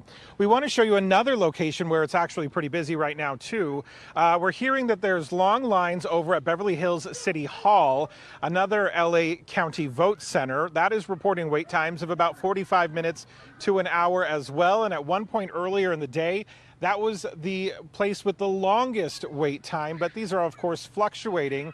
We'll show you some more video from here in West Hollywood. Just after 5 o'clock today is when we really started to see the lines pick up. A steady stream of people coming here to Plummer Park Community Center. Most of the voters coming out after casting their ballot tell us that they waited about 45 minutes. They say it was well worth it. A lot of people are surprised to see the long lines for a couple of reasons. Some people tell me that they expected more people to vote by mail. Others say they expected more people to actually vote earlier in the day. And we just talked with a woman who says that she never has seen lines this long aside from a presidential general election. So she was surprised to see that as well. But here in West Hollywood, again, and at any of the polling places, you have to be in line by 8 o'clock to be able to vote. Even if there is a long line like here in West Hollywood, you'll still be able to vote, again, as long as you are in that line by that deadline. Live in West Hollywood, Rick Montanez. We'll go back to you, Pat and Juan. Thanks so much, Rick. A lot of interest in this recall election, Juan. Well, Governor Newsom was in San Francisco earlier today, and he's spending this election night in the state capital of Sacramento. The other leading candidates are spread out across the state tonight. CBS NLA's Lori Perez is live in Costa Mesa with the Larry Elder camp. Lori. Well, going off of what Rick was just talking about, I have to tell you there is a bit of a buzz in the ballroom here at the Hilton in Costa Mesa as word is spreading about some of those long lines, not only in places like Beverly Hills and West Hollywood, but more particularly for this crowd in GOP strongholds, Huntington Beach, Thousand Oaks. I heard the campaign strategist talking about his excitement over hearing that there were long lines there, which is good news for them. Now, Larry Elder is now here in Orange County. We're told he is in a good mood and even excited about this final hour of voting. Whatever happens, we're told he will later this evening join the large crowd expected here at this Hilton in Costa Mesa. Today will end a frantic 7 weeks since Elder got into the race at the end of July. He has almost immediately jumped to the front of the pack of the replacement candidates. Analysts say his conservative agenda and style is on trend and in line with the GOP today. And Elder will tell you he energized the party and this race, in his opinion. Analysts say he set himself apart from some of the more moderate candidates by stressing a conservative agenda and going more to the right as people seem to respond to it, especially on pandemic policies. He said he would on day one, reverse any mandates on vaccinations and testing and masks. And after that, of course, he would have quite a challenge getting things done if elected because the California legislature is so strongly Democratic. To that, he has said he would not shy away. He has no problem with using his executive authority to get things that he thinks are the right thing to do done. You can probably hear to my left here, there is a band getting ready. The Elder campaign has termed this a victory party. We're expecting to see Larry Elder in just a couple hours. Guys, back to you. All right, Lori, we'll check back with you when that happens. All right, two other candidates, John Cox and Kevin Falconer, are both in San Diego tonight. And that's where our Stacey Butler is as well. Stacey. Hi, Pat and Juan. You can see behind me the podium is set up. We've now been invited into his headquarters. This is Kevin Faulconer's headquarters. About 50 of his supporters are in another part of this building. He told me that he will be taking to the podium in just over an hour to make some comments. Now, Kevin Faulconer considers himself a moderate. As a Republican in a deep blue city, in a deep blue state, he has made big changes. He says that as the former mayor of 2 terms here in San Diego, that he has really not ended, but at least mitigated the homeless problem, really put a dent in it. He says that he's on the path, was on the path to create more affordable housing. And he's also said that he wants to attack some of the water problems that he says Governor Newsom has ignored. He says that there's a lot of changes that he wants to make. Changes that are in line with what he says he has already done. He says that he has a proven track record. Now, just up the road in Rancho Santa Fe, we're talking about a businessman, a CPA. His name is John Cox. Now, Cox is also a Republican.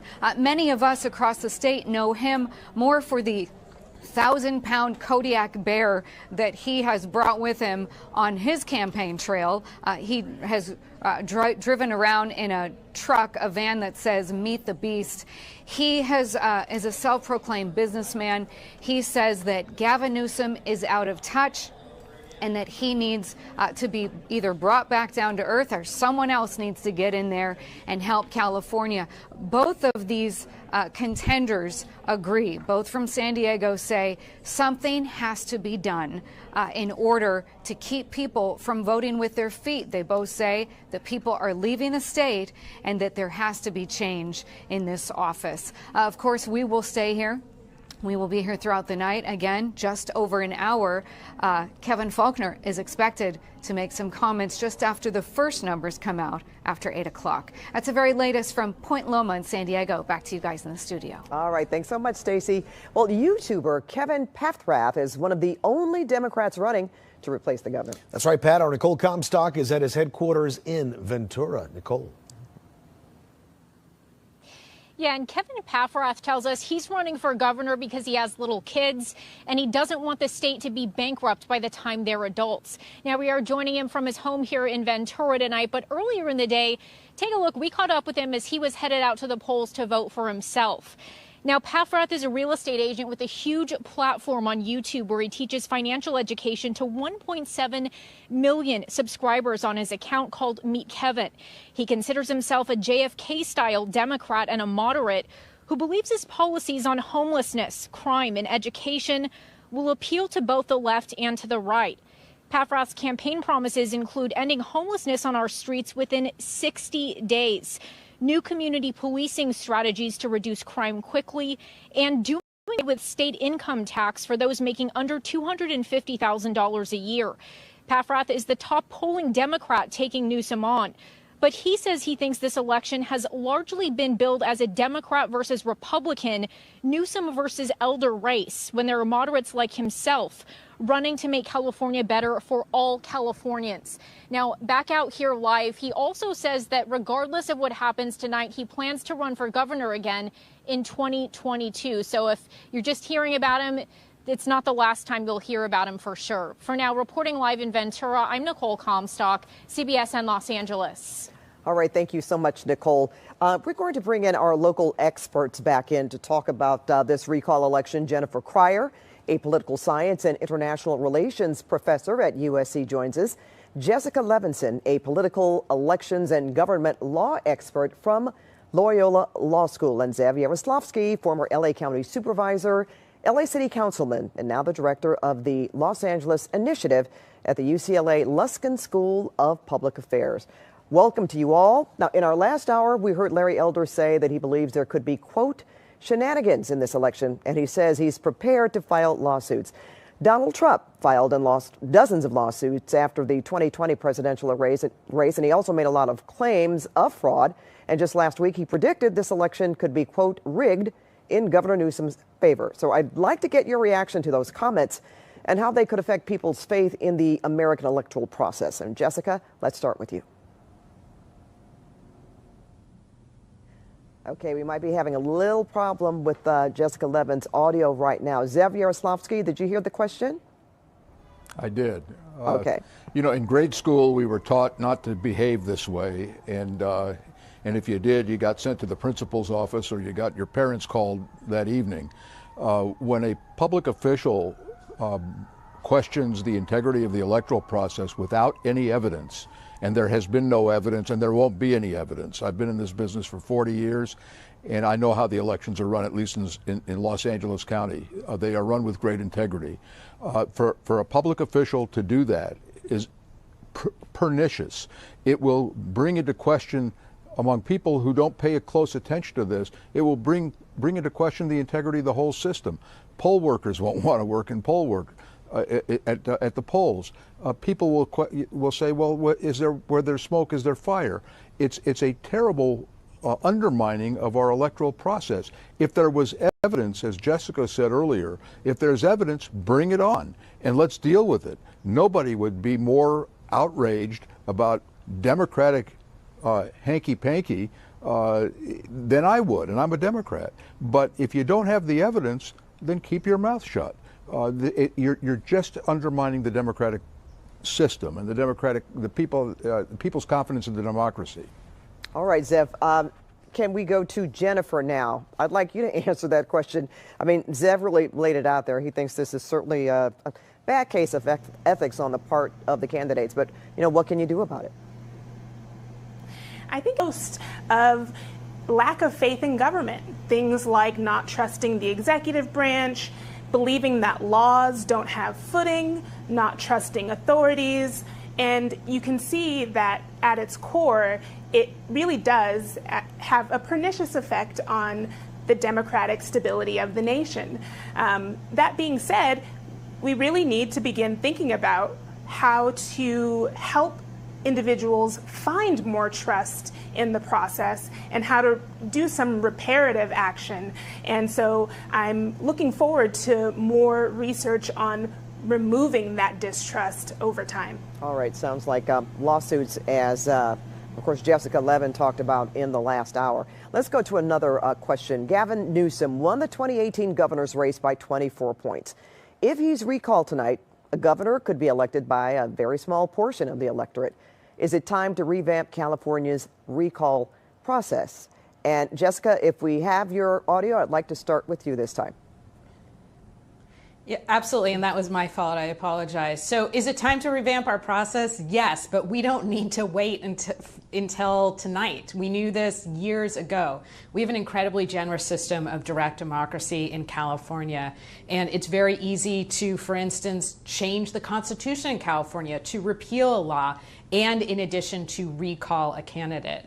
Do we want to have a situation where, as you said, let's imagine we have 100 people who vote.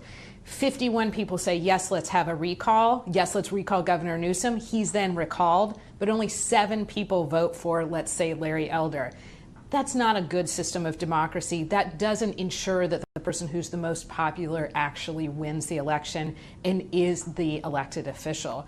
So is it time for us to rethink that? Yes, but, and this is always the but in California, it would require going back to the people to change the Constitution, and we would have to, by a vote of the majority of the people, say, we need to change our system of direct democracy. We have tried to do that for years. We've tried to do that for decades. If there's one thing that unites the California electorate and is really unpopular, it's anything that looks to the voters like you're trying to take their power away. So any reform would really have to be careful to look like we are in fact trying to empower people, not trying to pull back on their authority. Anytime you try and reform, for instance, voting for judicial candidates, voting for a district attorney, anything that smacks of giving the people just a little less power, giving our elected officials a little more, it always fails. So is it time to reform? Yes. We don't need to wait for the results of tonight to know that. Okay, thanks, Jessica. Zev, how would that look? I mean, you do have some examples of, you could change the percentages of the signatures collected to 20%, 25%. You can also go to, like, what, a 2-tier or top-tier primary election. What do you think about that? Look, I don't think that the issue, the main issue is the threshold of signatures you have to get. You still have to get a couple of million signatures in California, and that isn't easy and it isn't cheap. But I do think that the main issue is what Jessica pointed out, a very undemocratic system, that a governor could lose the recall by 1%, and a guy, Larry Elder or anybody else, who gets the plurality of the vote, just the top vote getter, but not necessarily the majority vote getter, could end up walking into the governor's office. That is just plain wrong. And there are a couple of ways to solve it. One is have a runoff. If the recall succeeds, then have a runoff between the top two candidates, as we do in almost every other election in California. The top two, if neither one of them gets a majority, run off against each other, and the one who gets the majority wins the election. That's one way to do it. Another way to do it is not to have any election to replace the governor. We have a lieutenant governor who, by Constitution, is the second in line to the governorship should something happen to the governor. So that's another way to do it. But I think Jessica's point needs to be taken, and I got burned by it early in my career when we tried to change the city charter to have the controller removed as an elected official, not personally, but the office removed, and have a person had to be a certified public accountant to be the controller of the city. This was after the controller had written a check for over $1 million that he shouldn't have done. We lost that 75% to 25% because the people didn't want to have their power to elect the controller taken away from them. But I do think that the people would like to see somebody who's going to walk into the governor's mansion be the person with the majority of the vote, not with 20% or 22% of the vote. All right, well said. Thank you so much, Xavier Yaroslawski, Jennifer Quire, and Jessica Levinson. And we know that you are here for the duration of the evening, and we will talk to you again at 7:45. All right, now to our Michelle Gilly and Jeff Nguyen. Yes, they are talking with voters in L.A. and Orange counties. This is the lobby of the Orange County Registrar of Voters. This is the headquarters here. People have been voting, as you can see behind me, inside of this office all day long, as well as at dozens of other voting centers across Orange County. Now, in the back, ballots are being processed. This has been going on for several weeks now. Tonight, once the polls close at 8, the first batch of votes will be counted. That's estimated to be around 800,000. Then starting around 9 p.m., all of the ballots that were cast in person over the last several days will be tallied. Throughout the day, there were lines at some voting centers in places like Irvine and Newport Beach, and at the Registrar of Voters right here in Santa Ana. Voter turnout is estimated to be around 46%, which Registrar Neil Kelly tells me is high for a special election. In Santa Ana, Michelle Gilly for CBS and Los Angeles. I'm Jeff Nguyen at the LA County Registrar's office in Norwalk. Throughout the day, there's been a steady stream of people dropping off their ballots and those voting in person. We got to see the ballot collection process, which was documented by staff members. So far, about 1.8 million vote-by-mail ballots have been returned countywide. In terms of Election Day, more than 74,000 people exercised their civic duty at vote centers by midday today. Since Saturday, September 4th, more than 240,000 people have chosen to vote in person. And that's the latest from the LA County Registrar's office in Norwalk.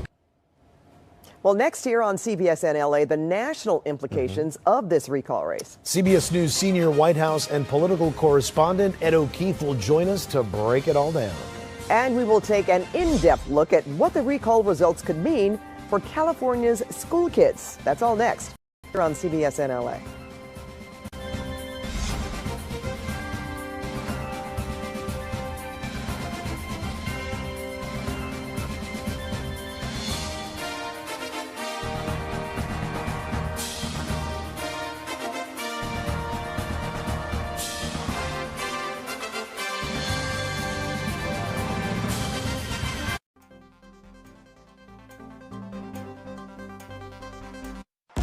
CBS 2, official home of the Los Angeles Chargers.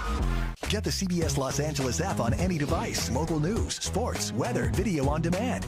And CBS in LA, all in just one tap. Download now. Good evening from our CBS newsroom in New York. From the very beginning, CBS News has looked for new ways to reach people. Today, that mission to tell the story of all our lives is stronger than ever. It's important that we remember the story correctly. A smart start to the day with facts first. Unbiased reporting, making sense of our world every evening. Who's responsible? We found one hell of a story of survival. CBS News. This is why.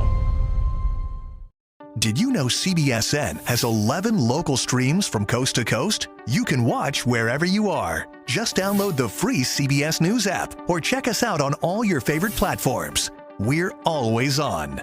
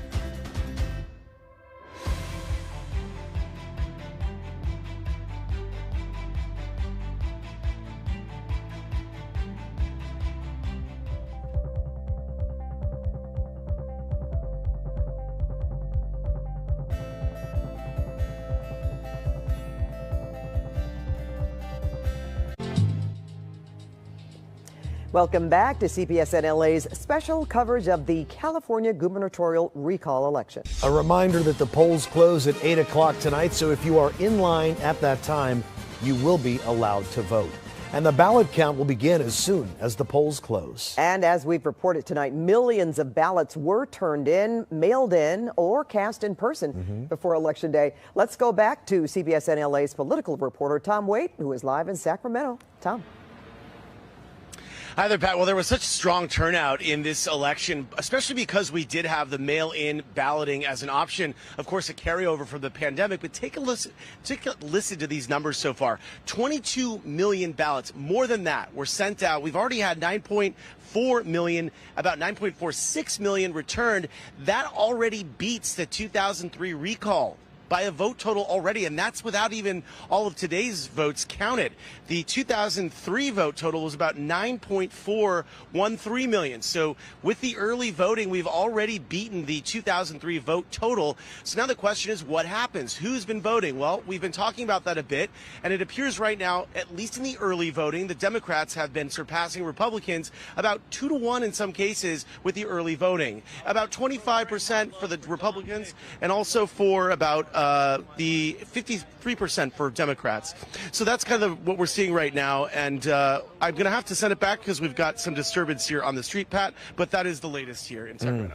All right. Take care, Tom Waite. That's too bad. Yeah. Well, now to the pandemic and the central role coronavirus is playing in this race. California has the second lowest infection rate in America. The state has administered nearly 48 million vaccines, and Governor Newsom put mask and vaccine mandates in place. That's right. The leading Republicans in the race all say if elected, they will undo those mandates. And that would include the mandates which apply to schools and teachers. Well, LA County Superintendent of Education, Dr. Deborah Duardo, joins us now. And Dr. Duardo, before we talk about the election, I'd like you to tell us how things are going in LA County schools since students returned to in-person learning. We know a lot has been spent on the testing and, of course, the wearing of masks and the protocols. Dr. Duardo.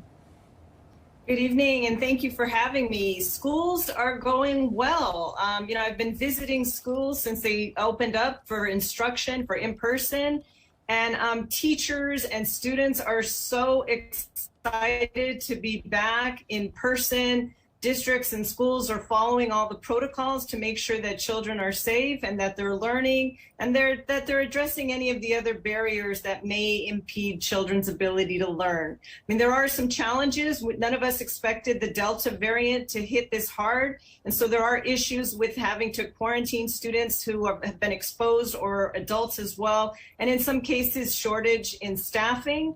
But overall, things are going really well and everyone's excited to be back.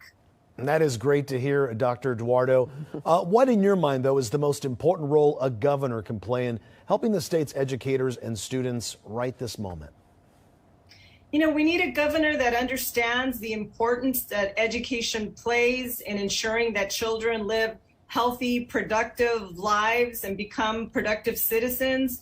We need to make sure that our schools and districts are adequately funded, not only to meet the instructional needs of children, but to address some of the other barriers such as mental health, food, housing, security, really seeing schools as the hub of community services and entering into partnerships to ensure that schools have what they need.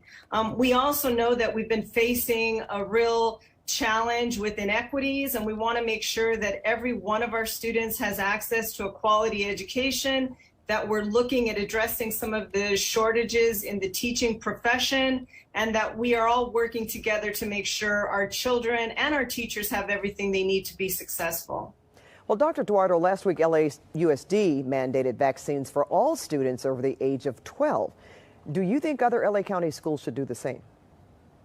Yeah, LAUSD has done an amazing job making sure that they are as safe as possible. You know, we know that vaccines are a big part of the solution of ending this pandemic. So we're really happy to hear that LAUSD made that decision. I think many other districts will be thinking about it. Each of our 80 districts in LA County has their own local boards, and they'll need to make those decisions. But we know that if we want to get out of this pandemic, we need to get as many of our children who are eligible and our adults vaccinated. And Dr. Eduardo, moving forward here, what's your message to parents and students? What would you like them to know? You know, I want them to know that everyone in education at their school sites cares deeply about their well-being, that their schools are safe places, that schools have been #1 in terms of following all the safety measures to ensure that we are not spreading COVID in our schools, that we care deeply about them, and that if they have any issues or concerns, to please reach out to their teacher, to their school, and to ask for help, because we have a lot of additional resources that are going to schools to make sure that our children are able and ready to learn. Well, LA County Superintendent of Education, Dr. Deborah Eduardo, we appreciate you so much. Thank you for joining us this evening.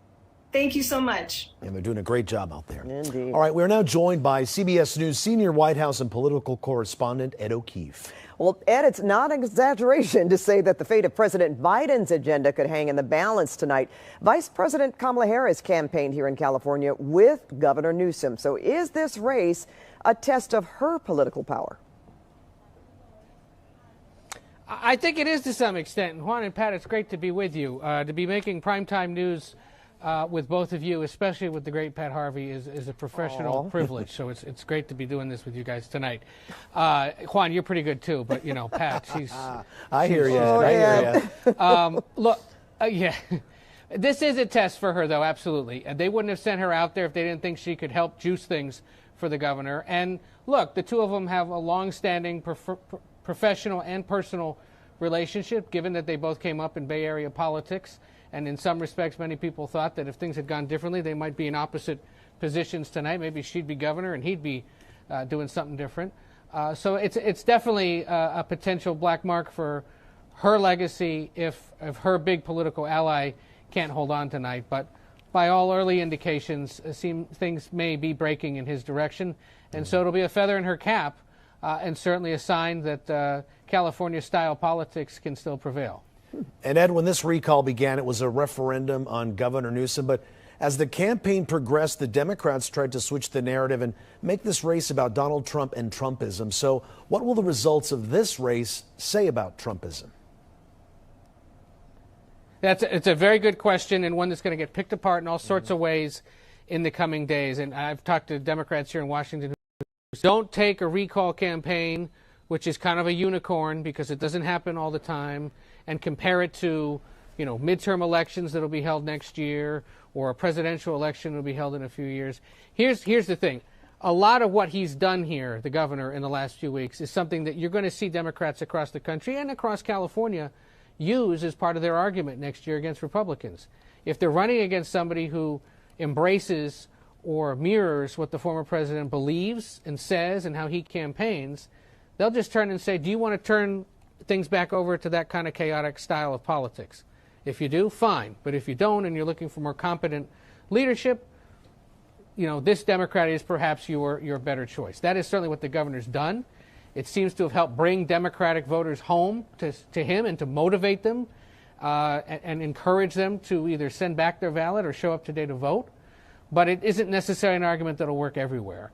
And yet, and I've talking to Tom Waite and others who've covered this thing closely across California, they just say, look, if Larry Elder hadn't emerged as the leading Republican alternative and was so outspoken in his embrace of the former president and many of his beliefs, it may not have been as easy for the governor to pull this off.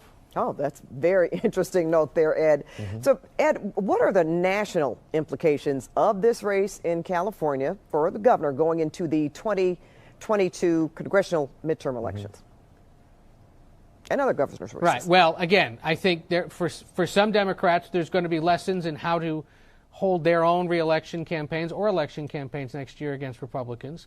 And certainly if things don't go well, or even if it's close, by just a few single digits, that could be a real warning sign for Democrats in tough races next year. Because if you can't do it in the most Democratic state in the country, will you be able to hold on in places like New York or win races in Florida or in suburban Virginia where there's going to be a handful of competitive congressional races? So a lot of people in the party will be watching this closely to say, well, if it can work there, is there something that Governor Newsom did that could work in other competitive races next year? And certainly for him, if he can demonstrate how to do it, then next to the president and vice president, he's going to be a highly regarded Democrat by members of his party nationwide. And Ed, with that said, how important would a win be tonight for each party? Hold on. We fought back what we consider to be a waste of time and money.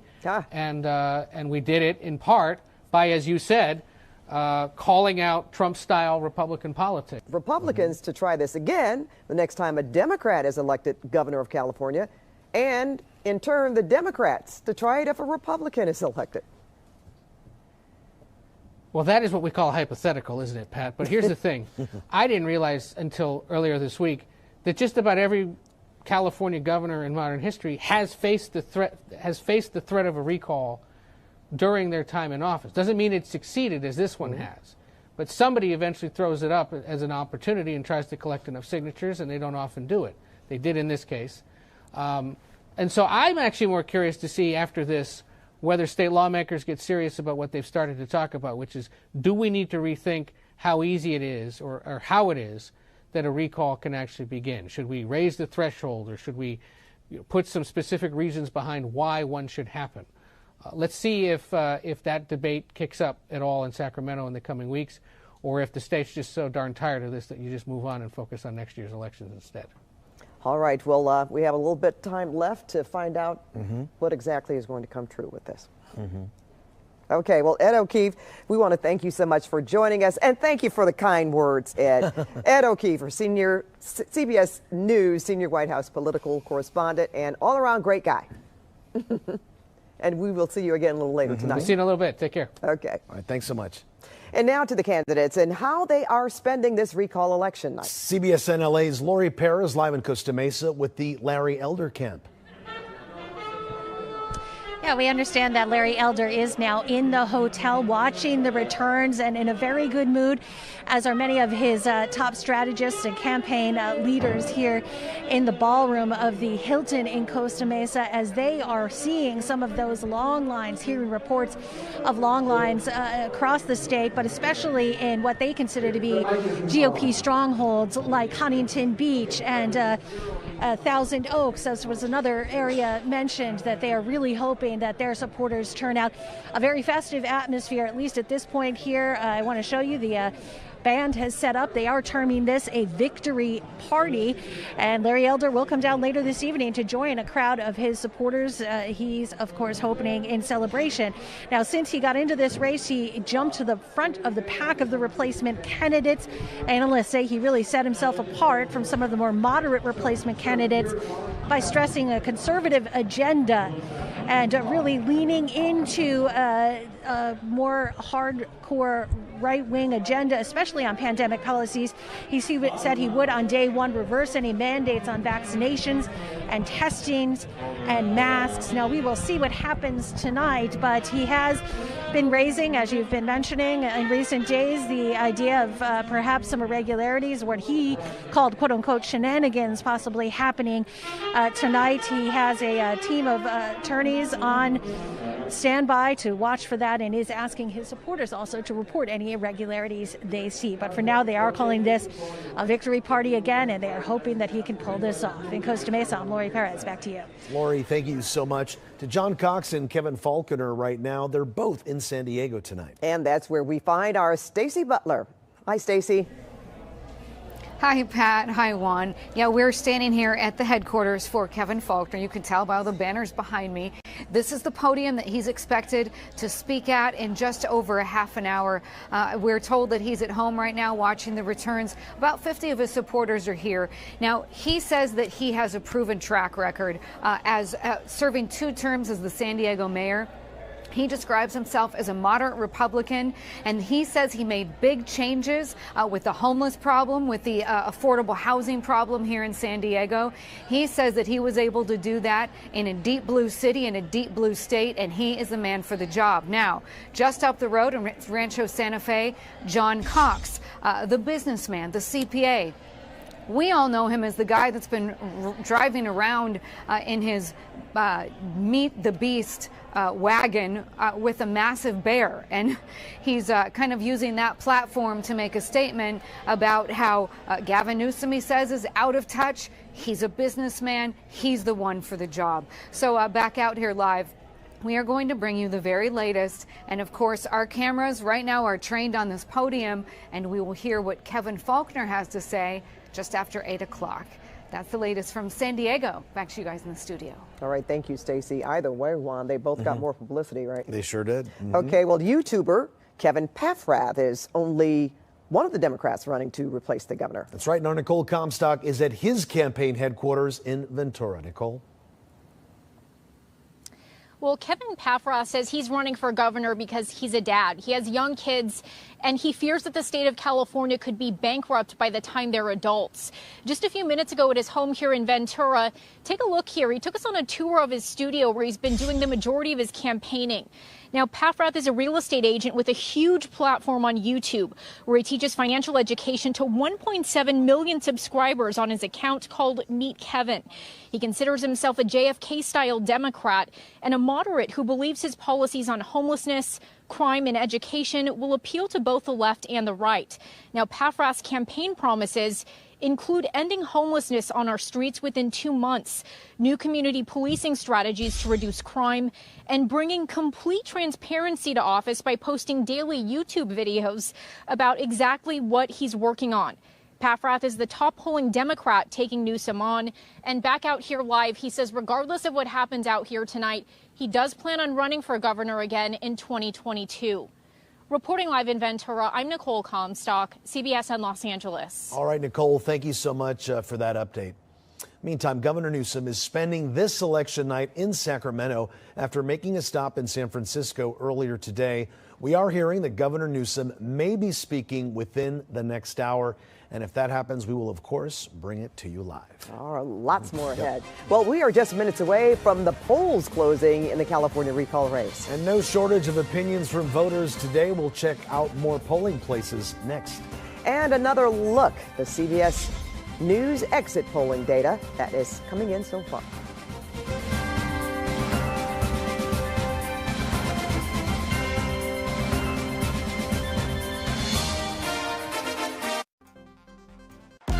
CBS 2, official home of the Los Angeles Chargers. Get the CBS Los Angeles app on any device. Local news, sports, weather, video on demand. Good evening from our CBS newsroom in New York. From the very beginning, CBS News has looked for new ways to reach people. Today, that mission to tell the story of all our lives is stronger than ever. It's important that we remember the story correctly. A smart start to the day with facts first. Unbiased reporting, making sense of our world every evening. Who's responsible? We found one hell of a story of survival. CBS News. This is why.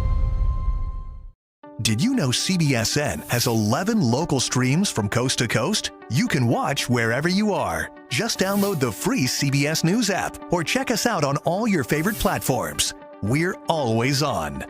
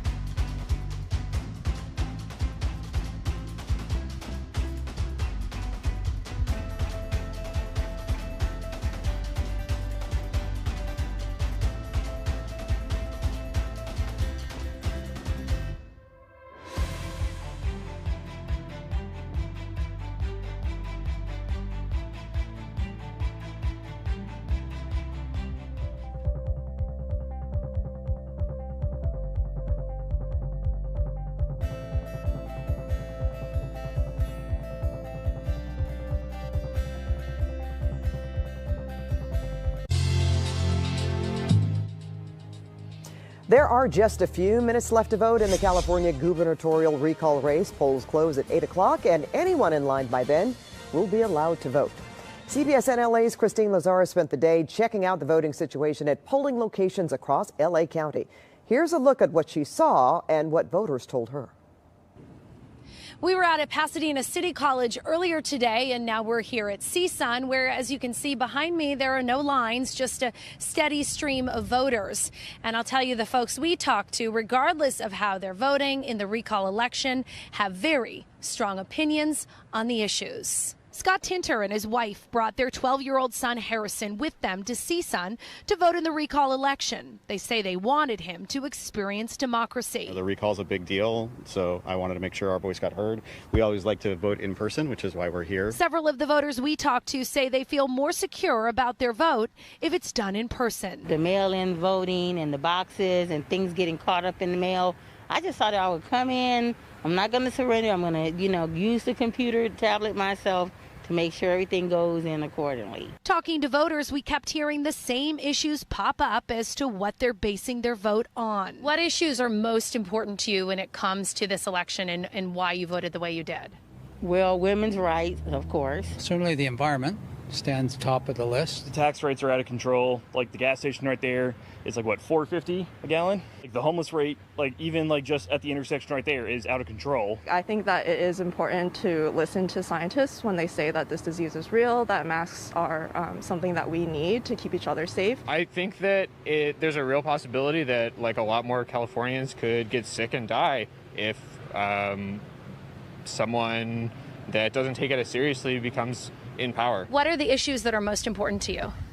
Well, the mandates on masks. It's been a rather pleasant experience to cast their ballot here at the recall.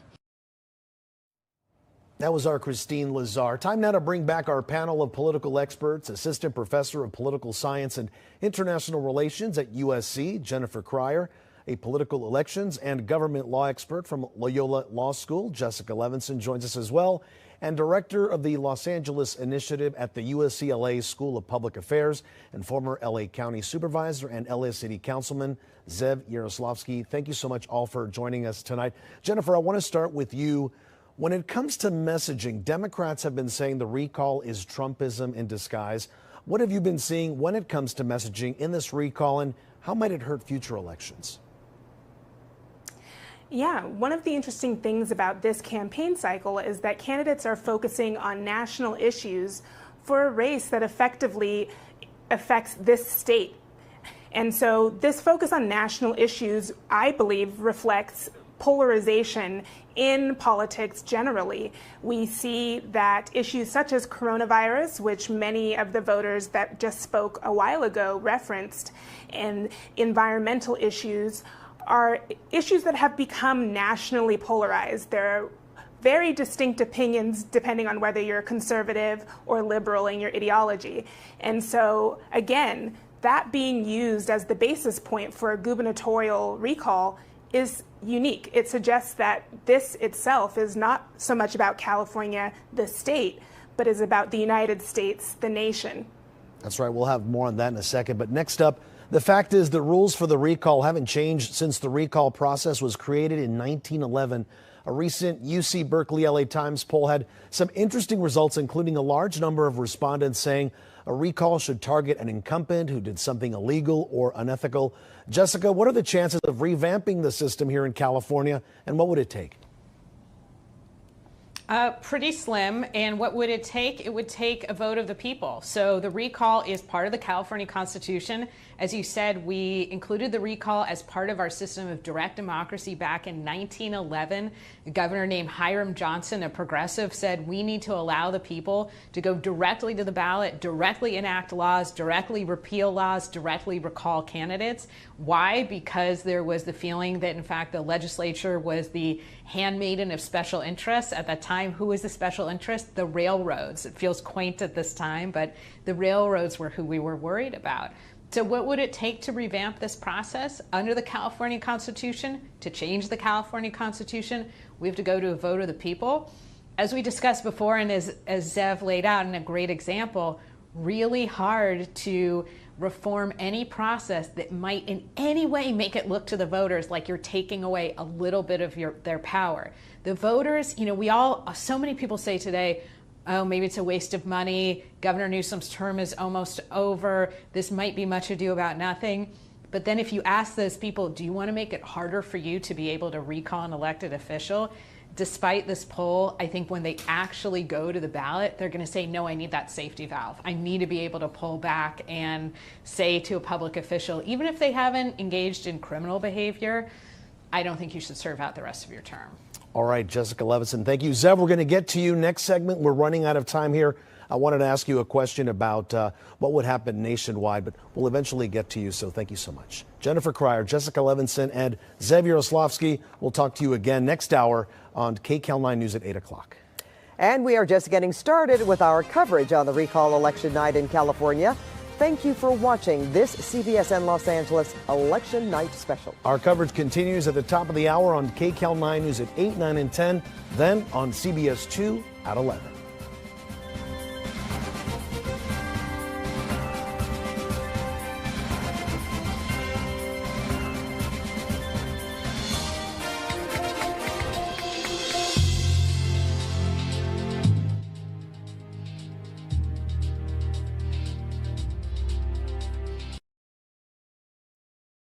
Get this.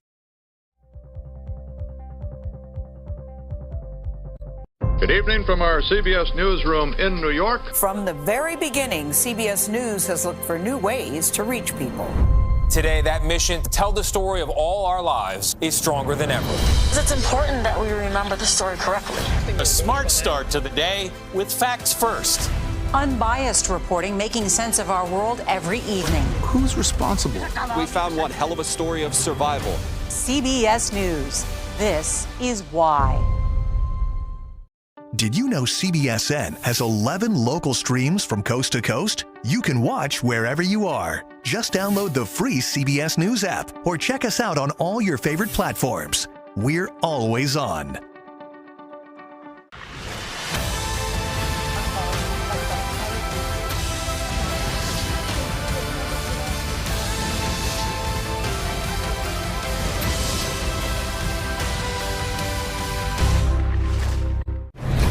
CBS News. This is what fire crews are up against. The highest quality journalism. It explains not just who or what or where, but why. CBS News. This is why.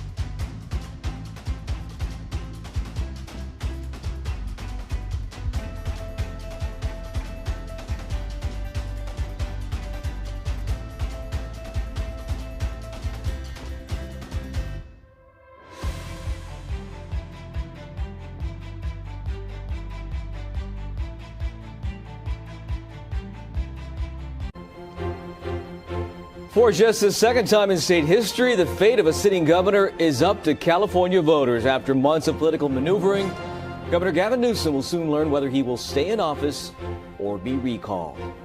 Hi, everyone. Thanks for joining us. CBS in Sacramento Live right now. I'm Tony Lopez. And I'm Elizabeth Kling. The recall election capturing the attention of the country with potentially national implications should Governor Newsom lose. Lots to get to tonight. Here's a live look from Sacramento. The polls have just closed, but yep, people still in line. People have been back to work, and they're like, hey, got to get to the polls, right? This is the California Museum over there on O Street. Beautiful building. They're either there to cast their vote in person or drop off a mailed-in ballot. Every single registered voter, 22 million people, received a ballot because of the pandemic. So a live look as the polls close. People are in line. If you're in line, vote still counts. That's for darn sure. Okay, the recall coming down to two simple questions on the ballot. Shall Gavin Newsom be recalled from the office of the governor? If more than 50% vote yes, the governor would be removed from office. And the second question on the ballot, if the governor is recalled, who will replace him? 45 candidates were on the ballot, mostly Republicans with a handful of Democrats, though no Democratic politicians chose to officially run against Newsom. If the governor is ousted tonight, the person with the most votes then would replace him. For more than a year, Governor Newsom's critics have been plotting to boot the governor from office, and tonight we could find out if that mission will actually become a reality. And Newsom's final argument, he's protecting his job and the state from pro-Trump forces. Those leading the recall say this isn't about politics, it's about the governor's failures. CBS 13's Tom Waite explains how we got to this historic moment.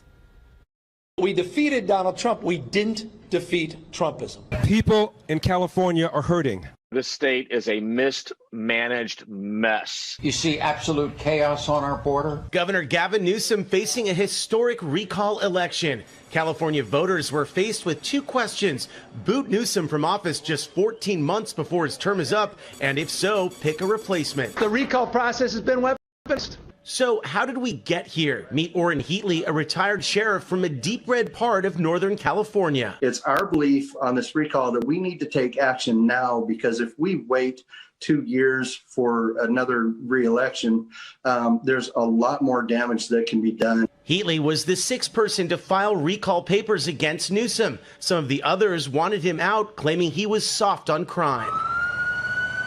Then came the pandemic. Newsom imposed the nation's first and most restrictive stay-at-home order. Schools and businesses were closed, outdoor dining shut, mask mandates were put in place, mass unemployment followed, as did protests over vaccine and mask mandates. It's not only a violation against you, It's a violation against this nation. But Newsom's downfall in triggering the recall may have been his infamous meal at the swanky French Laundry restaurant in Northern California, where he dined indoors without a mask with lobbyists when he was telling everyone else to stay home and ordered thousands of businesses to close down. The politicos, the people in the know, right, in politics, were laughing at the recall team, saying, you know, this is a fool's errand. It's never going to happen.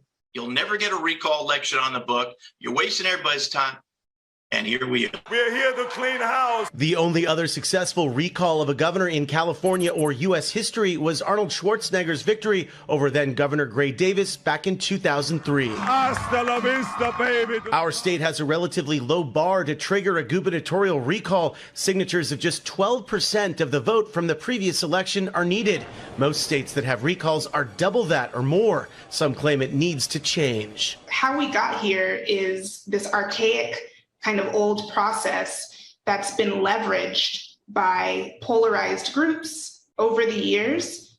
And we're really seeing it used as an instrument now. This recall now versus 2003 is very different. Schwarzenegger, for one, is not on the ballot. Some wonder if the bar has been lowered too far on who is qualified to lead the nation's most dynamic state. We had literally an international superstar who was running to be the next governor. We don't have anybody who looks close to that right now. We have people where you just have a whole list of Kevins and people are confused about who they are and who to vote for. This man ignored science. So far, the frontrunner in the recall has been conservative talk show host Larry Elder, attracting Trump-loving conservatives, which California does have in the millions. He can't defend his record on how he shut down the state, ignoring science. He can't defend his record on homelessness. This summer, polls showed that about half of the voters wanted to toss Newsom. Since then, he's made his entire campaign about keeping California a progressive state and defeating what he calls Trumpism. I think having Larry Elder as the frontrunner has been so useful for Governor Newsom because he doesn't just say, oh, it's this abstract clown car over there. Instead, what he says is there's somebody running who's gaining traction, who's really, quote unquote, scary. And remember, the governor needs 50% plus one to stay in office. If he doesn't get it, that means the replacement candidate could win with a relatively low vote total. The second question to replace doesn't even need to obtain a simple majority. There are a lot of people who are beginning to question this process.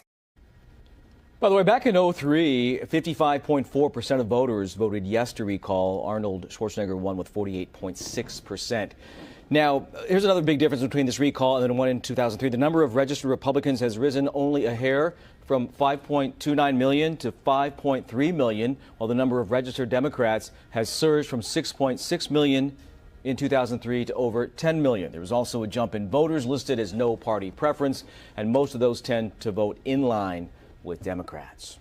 All right, well, we have a team of reporters standing by tonight to bring us the latest updates. We want to start tonight with CBS 13's Steve Large, live in Sacramento. Steve, you've been tracking the governor this evening. Tell us what you're hearing at this point.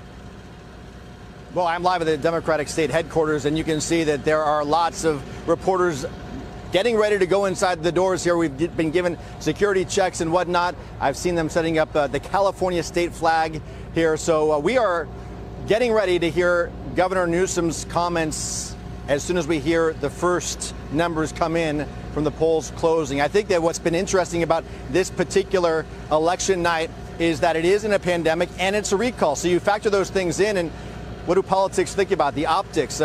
Certainly Newsom is keenly aware after the French Laundry incident. I don't think that he would want to have a watch party inside a building, and also the fact that this is a recall. So he's not calling it a victory if the numbers are in his favor. He's calling it a defeat of the recall. So really some important choices of words, I think. And I think that we're going to see a tone tonight that won't necessarily be celebratory. We certainly don't see any crowds of supporters here.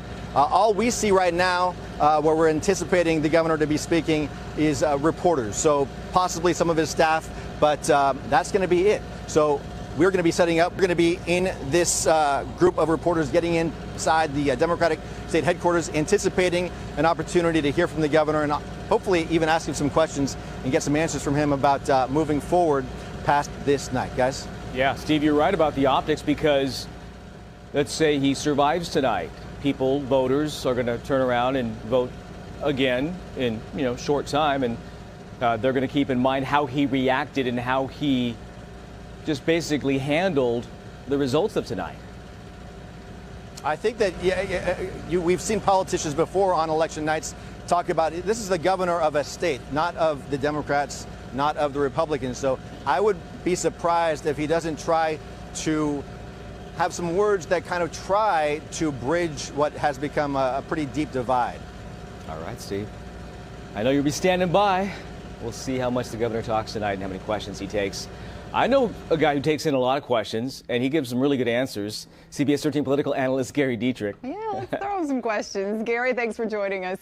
So we know there was a push to speed this recall process up, and it's happening in September instead of November. So how crucial is the timing of this recall happening now, as we've been through sort of a roller coaster in the polls and so many things, the fires, the Delta variant? Talk about the timing, first of all. I told you he was quick to answer the questions, but we do need his microphone on for that to happen. So let's do that first. We got my mic on? There we go. All right, let's make that happen. Thank you, people. Are we good to go? Yes. All right, friends. Well, here's the deal.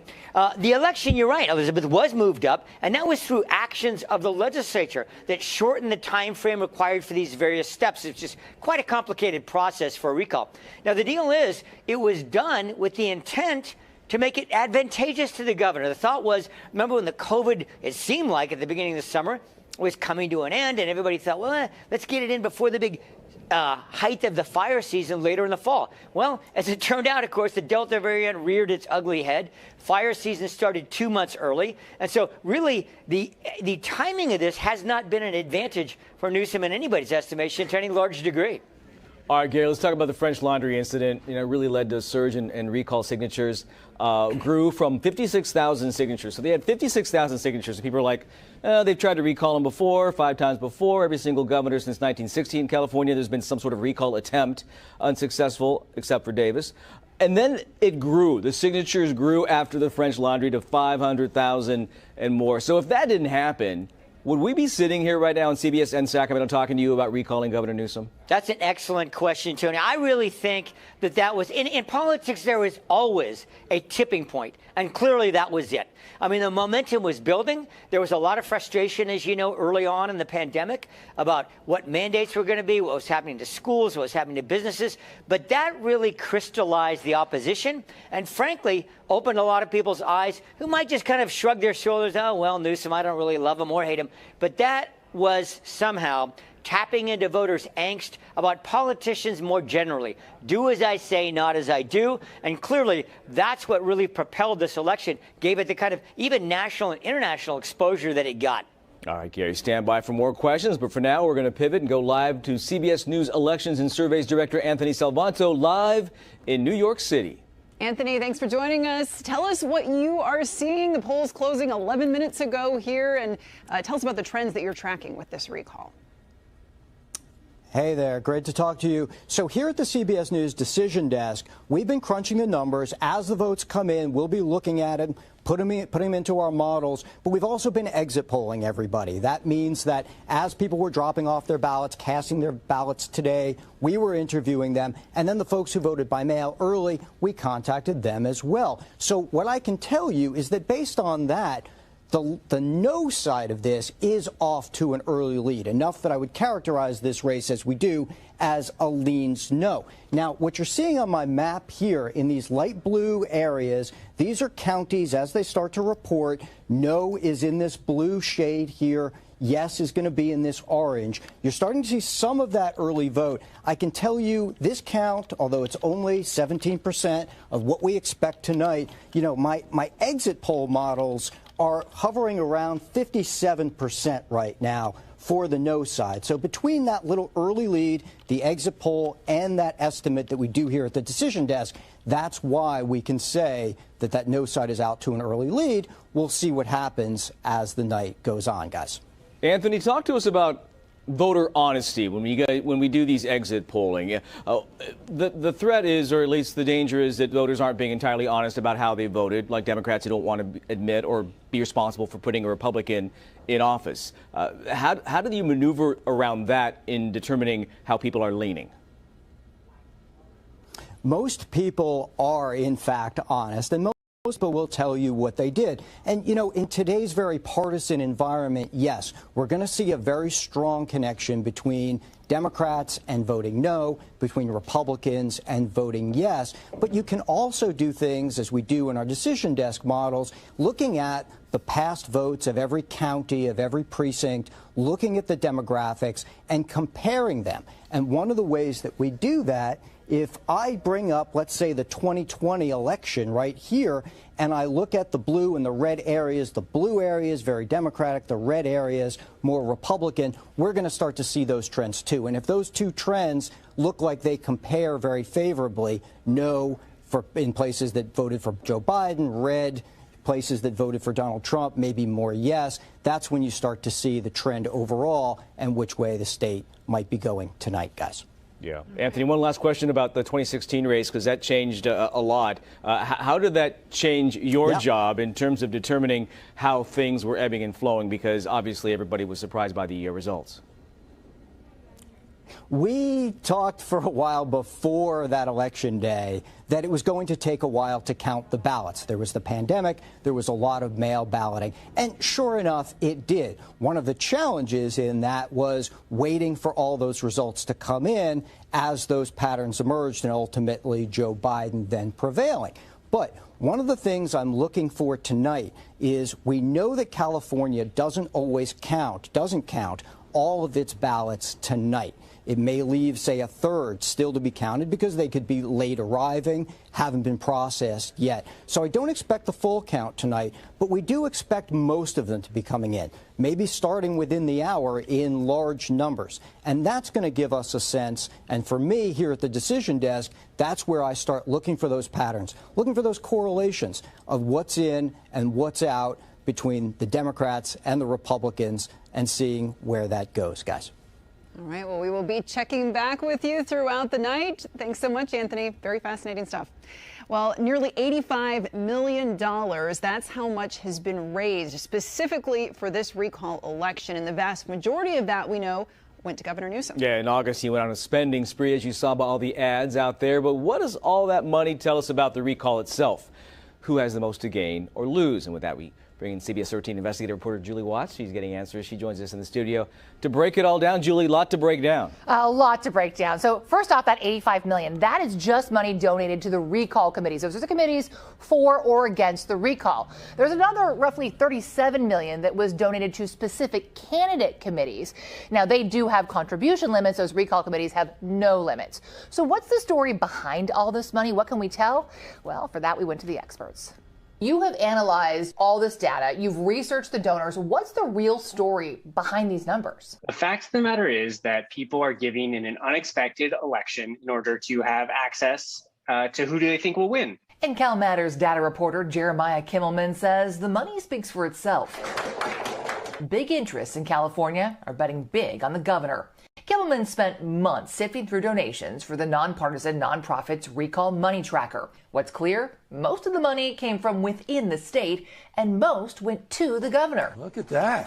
Which Kimmelman says counters the narrative that this was a nationally backed Republican recall. Most of these money donors come from people with interest before the state of California. You see, contribution limits don't apply to the target of a recall, and there are no limits on how much donors can give to the recall committees. So it's a unique opportunity for special interests to give unlimited contributions. All political money has strings attached. Political donations are a bet on winners and losers and an effort to gain influence. So where is the money coming from? Well, Kimmelman says while real estate developers and restaurateurs are spending the most to remove Newsom from office, unions are giving far more in Newsom's defense. Many large unions and many large donors are betting on Gavin Newsom pulling out a win here and then likely another win next November so that they get maximum return on their investment.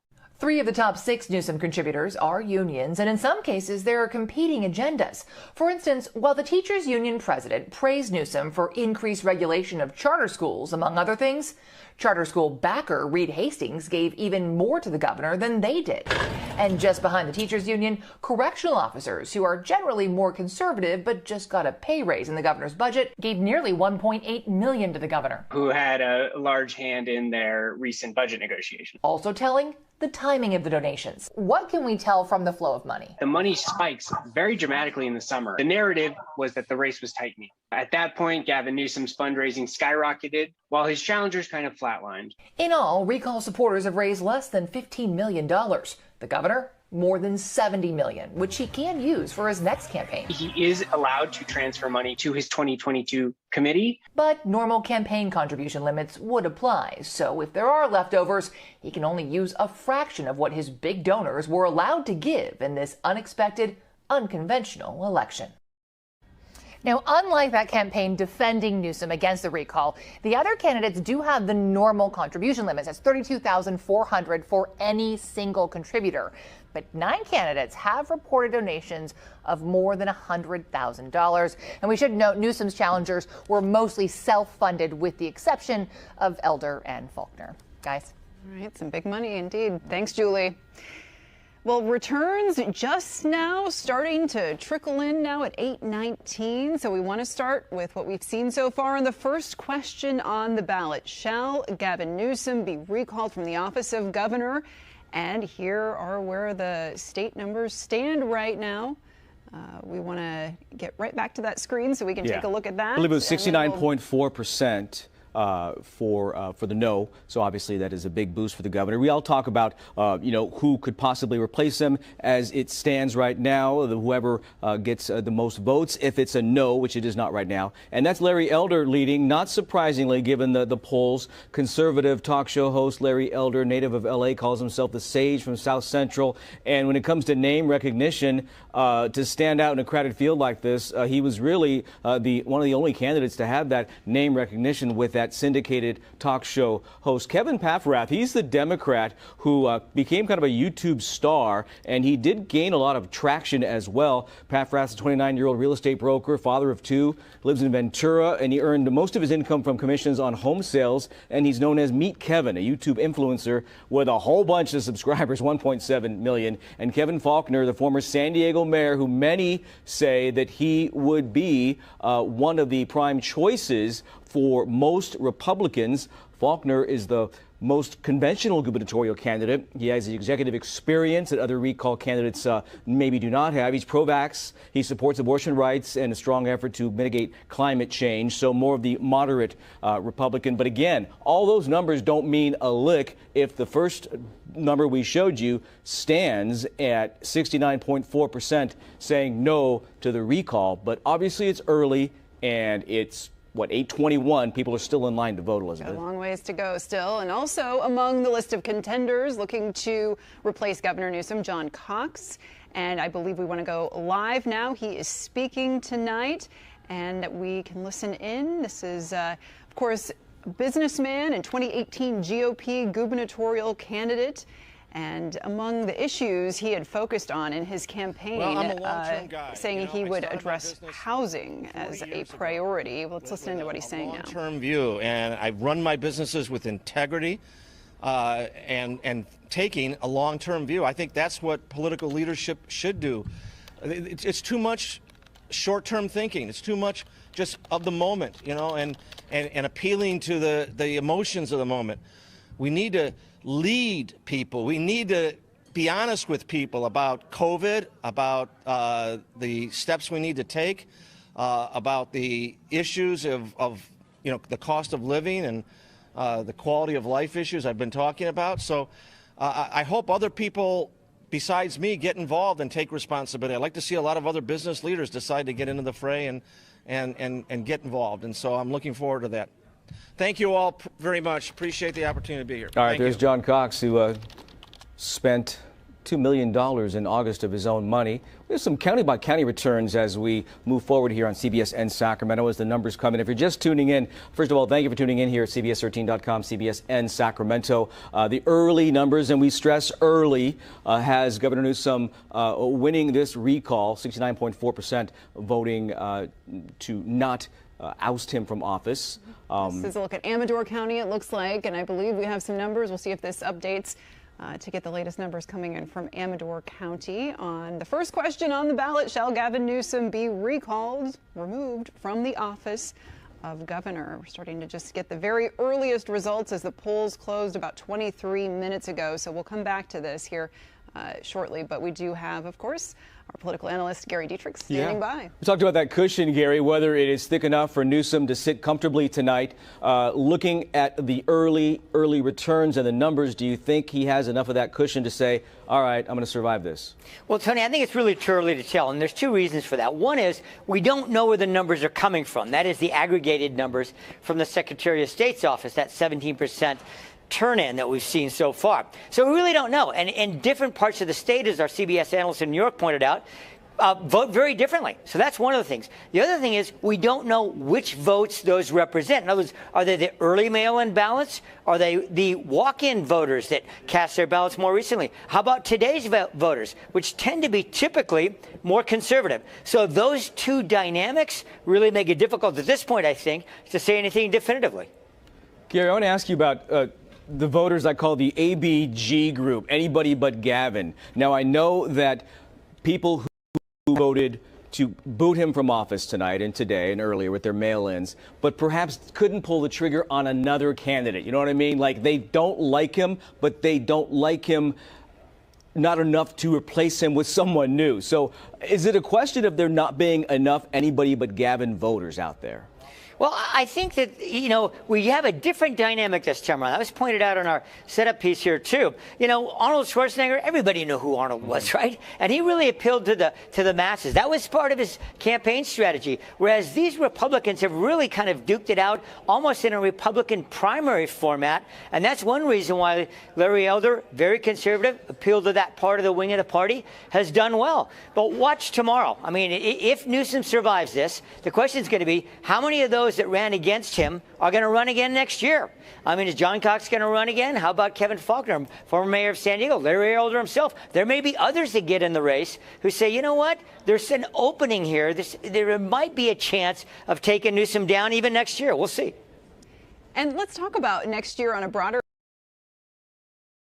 Gary, as the nation is watching what unfolds here in our state tonight, thinking ahead to next year with many governors across the country up for re-election. Talk about the implications of just, you know, what does happen here next year for all of those governors then? Well, I think, Elizabeth, that both major parties in our country realized that this was something of a referendum. Now, when Newsom looks like by the numbers is going to outspend his opponents 5 or 6 to 1, so there's a distinct disadvantage there. It's hard to read too much into this, but make no mistake about it, the White House took this seriously. There's a reason why Air Force One touched down in our state yesterday, while Air Force Two with the vice president came in last week. There's a reason why, you know, senators from states in the Northeast, notably Elizabeth Warren, Bernie Sanders, cut ads for this. There's a reason why Barack Obama, our former president, did as well, because they knew that if this governor in a deep blue state, the biggest one in the country, California, were to be taken out, it would send disastrous signals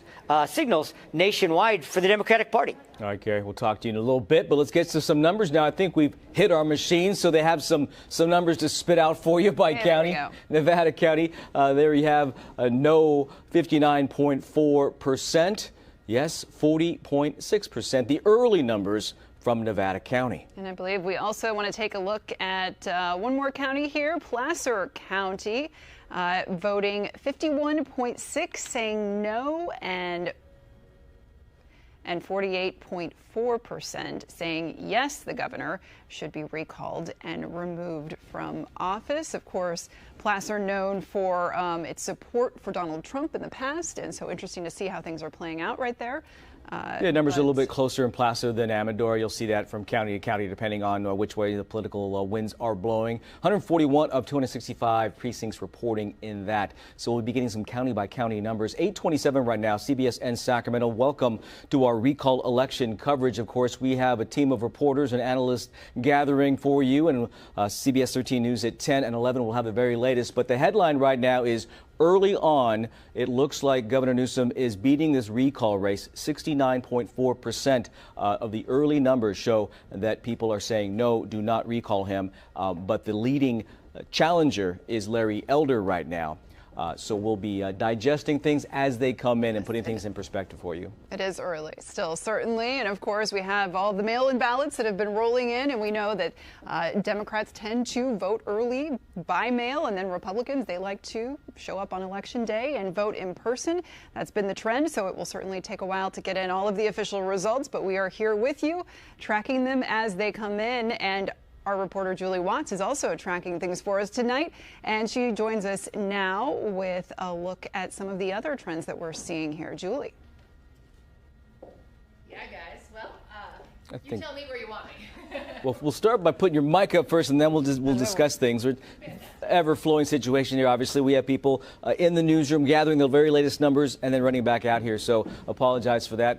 8:28 right now on CBS and Sacramento. We're also watching what CBS News is saying. No projections, but they're characterizing this race as leaning toward a no. So they base that on exit polling, and they've talked to people in terms of how they have voted. And we discussed with Anthony Salvanto from CBS News, because he knows this stuff left and right, and he believes that voters are truly being honest when they finish up the vote, and those that choose to answer, obviously. Not everyone wants to reveal how they vote and what their thoughts were, but it's all about the approach and getting people to kind of open up, because it's such an important part of the process, Elizabeth, to figure out why people vote the way they do. Right, and there are so many factors at play right now. You know, obviously coronavirus was the focus for so much of this recall election, but with the fires that we've seen, homelessness, we have so many issues that people are dealing with economically, the challenging cost of living. So many factors at play, and we're really getting some interesting information from that exit polling that CBS News is doing, and we can take a look actually at some of that as we are getting it in.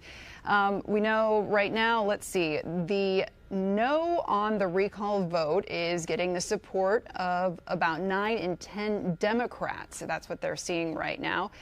They're saying it's only slightly lower than the share of Democratic support Biden received in California in 2020, which was 97%. 9 in 10 Republicans, though, voting yes on the recall. So that would be expected, similar to the percentage of the vote that Donald Trump received in 2020. So falling in line with kind of what we saw in 2020. And they also break it down demographically and based on ethnicity. Interesting. We've been tracking the Latino vote, obviously a strong coalition of Latinos voting in this state. CBS News showing that about half of the Latinos do support the recall and half do not.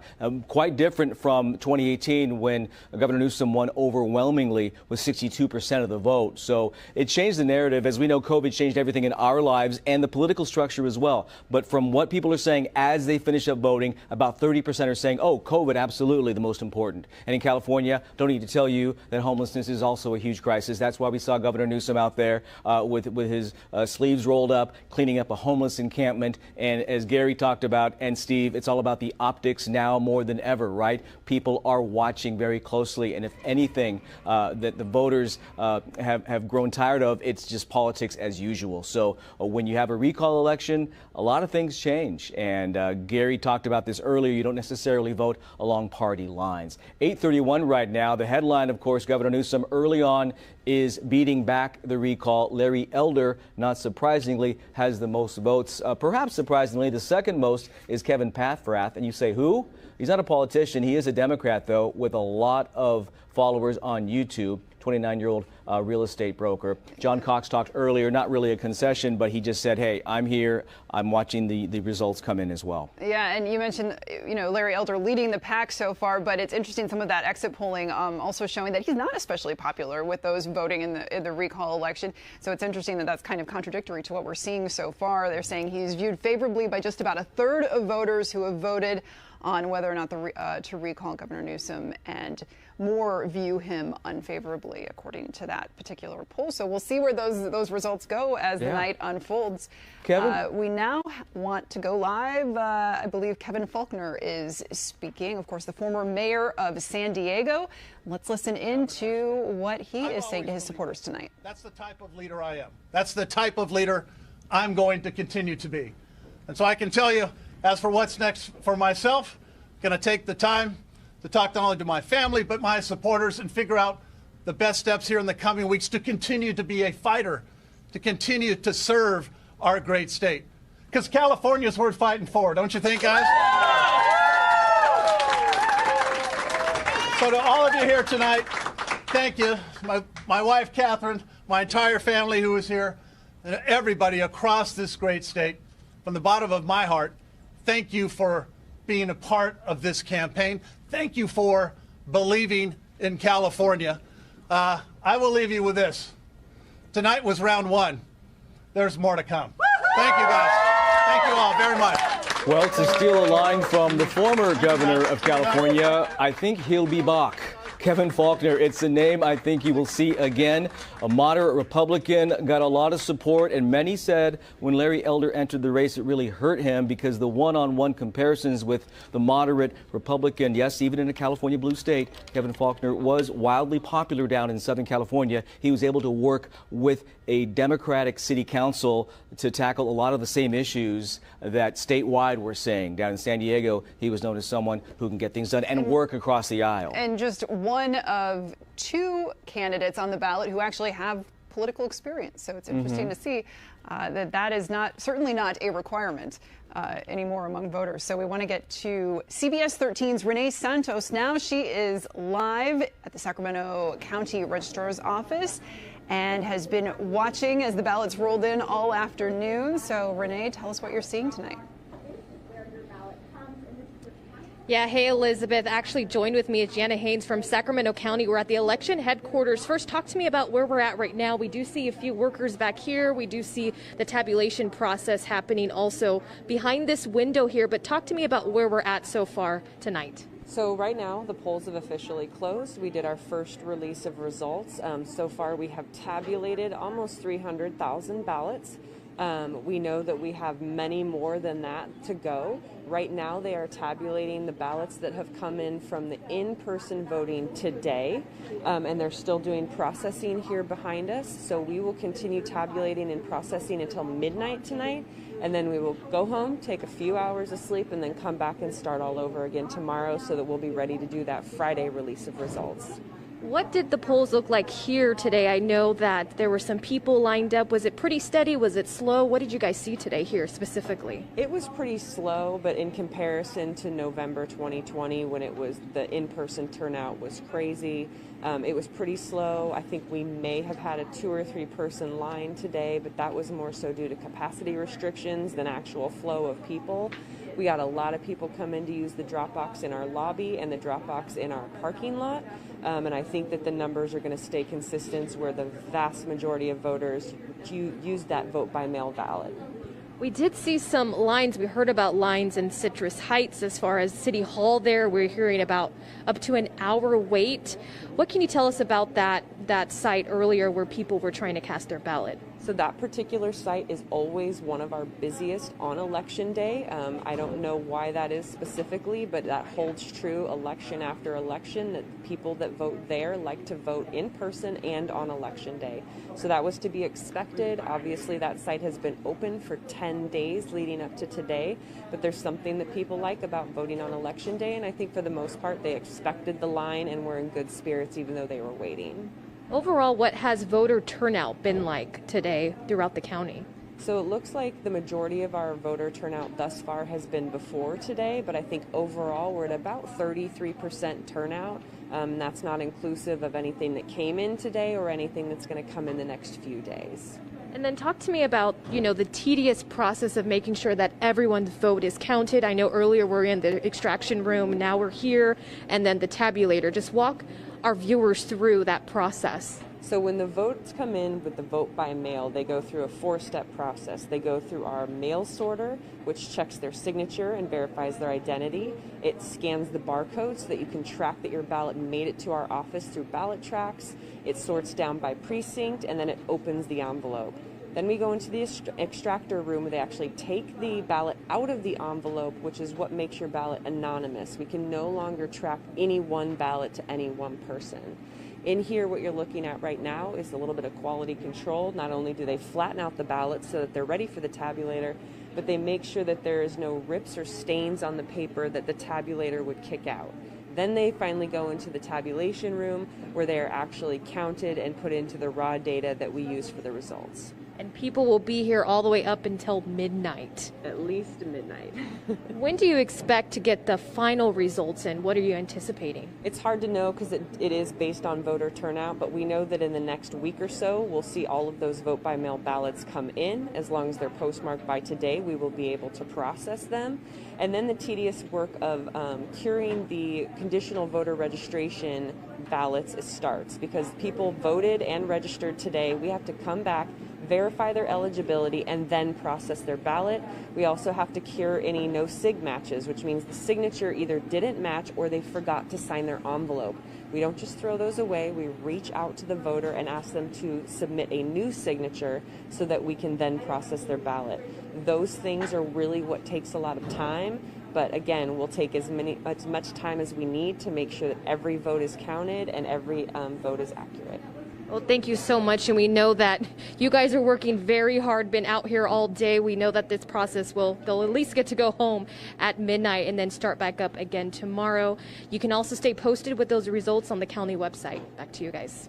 All right, thanks so much, Renee. And we do have some results to announce now. That's right. CBS News projecting that the recall is failing and has failed. Earlier, it was a characterization as the recall was looking to be failing. But again, this is a projection from CBS News based on the numbers that they are getting, exit polling, and the numbers that are coming in, that Governor Newsom will keep his job. The 53-year-old, 2.5 years into his first term as governor, of course, has fought back the recall effort. There have been other efforts, but this one gained a lot of traction, turned into a monster in some circles, and just did not have the traction, it appears, statewide to reverberate amongst all the voters. But as we sit here at 8:40 here on CBS and Sacramento, there will not be a second California governor recalled, according to CBS News projection. To the results we go now, Elizabeth. Yeah, let's take a look at what the numbers are that we're seeing now, 40 minutes after the polls have closed. On question number 1, shall Gavin Newsom be recalled or removed from the office of governor? Right now, it looks like the yes vote getting 33%, while no, he should stay in office, saying that's at 67% tonight. So quite a wide margin there. Yeah, so Newsom went on that big spending blitz in August, spending $36 million on TV ads, social, phone banks, and texting voters. And of course, Kamala Harris, the vice president, came out here. We covered Joe Biden, the president, coming out here. So he obviously took things seriously, especially as we got toward the actual recall election date today. But it looks like he is comfortably ahead. And we talked about that cushion in our pre-meetings, discussing what projections, what results, what were exit polls going to show as far as how big of a cushion Newsom was going to be able to sit on and feel comfortable in retaining and keeping his seat. And it looks like it's big enough to have him stay in office and again turn around and run again, because you know that that is exactly what he's likely to do. And these are the challengers, Elizabeth, who votes. Yeah, it is interesting to look at the breakdown here for people who did want Newsom replaced and chose a candidate that they would like to see in office in his place. Larry Elder leading the pack right now with 42.5%. Kevin Paffrath at 11.1%. And then Kevin Faulconer, former San Diego mayor, there at 9.8%. That is the early breakdown right now. Looks like we're seeing 49% precincts reporting statewide. All right, Gary, let's get your reaction as CBS News projects that Governor Newsom is keeping his office. What do you think? You know, certainly these numbers are going to be welcome news not only to Newsom himself, but to Democrats nationwide in the White House. I mean, they just absolutely wanted to prevent the disaster of a California governor losing. Now, the thing about the question 2 numbers, pretty much as we expected. I mean, Elder way in the lead, 3-4 times what the next Democrat and Republican are in that race. But I think the important thing is this. I mean, 700 staffers on the ground in California doing get out the vote efforts, $70 million in terms of committee spending. I mean, the Newsom people pulled out all the stops. And, you know, it sets them up well for next year. There's no question about it. But now back to governance. You know, there's a lot to be done. Some things that some people said were put on the back burner are going to come back to the fore, dealing with the Employment Development Department. We're right in the middle, just nearing the peak, actually, of fire season, COVID, and on and on. So lots of work to be done. And certainly the governor right now simply has to be doing nothing more than breathing a big sigh of relief. Yeah, certainly this whole process has grabbed people's attention and focus once again on the recall process in California, exactly how it works. And there were, as you mentioned, previous attempts to recall the governor, 5 that never gained enough signatures. But this whole process, when it did gain enough signatures, has caused a lot of people to kind of pause and say, wait a second, is this the way this process should be? So, Gary, do you think moving forward we could see some changes to the recall process in California, an adjustment maybe to the number of signatures that would be required, or some other adjustments in the future if we continue with having a recall option in California? Elizabeth, all indications are that that is exactly what's going to happen. I would expect there to be an awful lot of discussion and movement forward on that front in the next year's time. Now, there'll be some resistance to that as well. But, I mean, the bottom line is simply this. You know, in the midst of a giant pandemic, Newsom caught a break. I mean, there are many people that believe that if this was held, say, earlier this year, just a month or 2 after that infamous French Laundry incident, without time to gear up a campaign, that Newsom's outcomes and his fate might have been a lot different. But the recall process in general, 20 other states, by the way, also have a recall process available to them. And California, of course, we vote on things all the time as a state. Many people don't realize that in other states, they don't even get to vote on statewide ballot measures. So this is going to be a debate that's going to rage, no doubt, in coming months.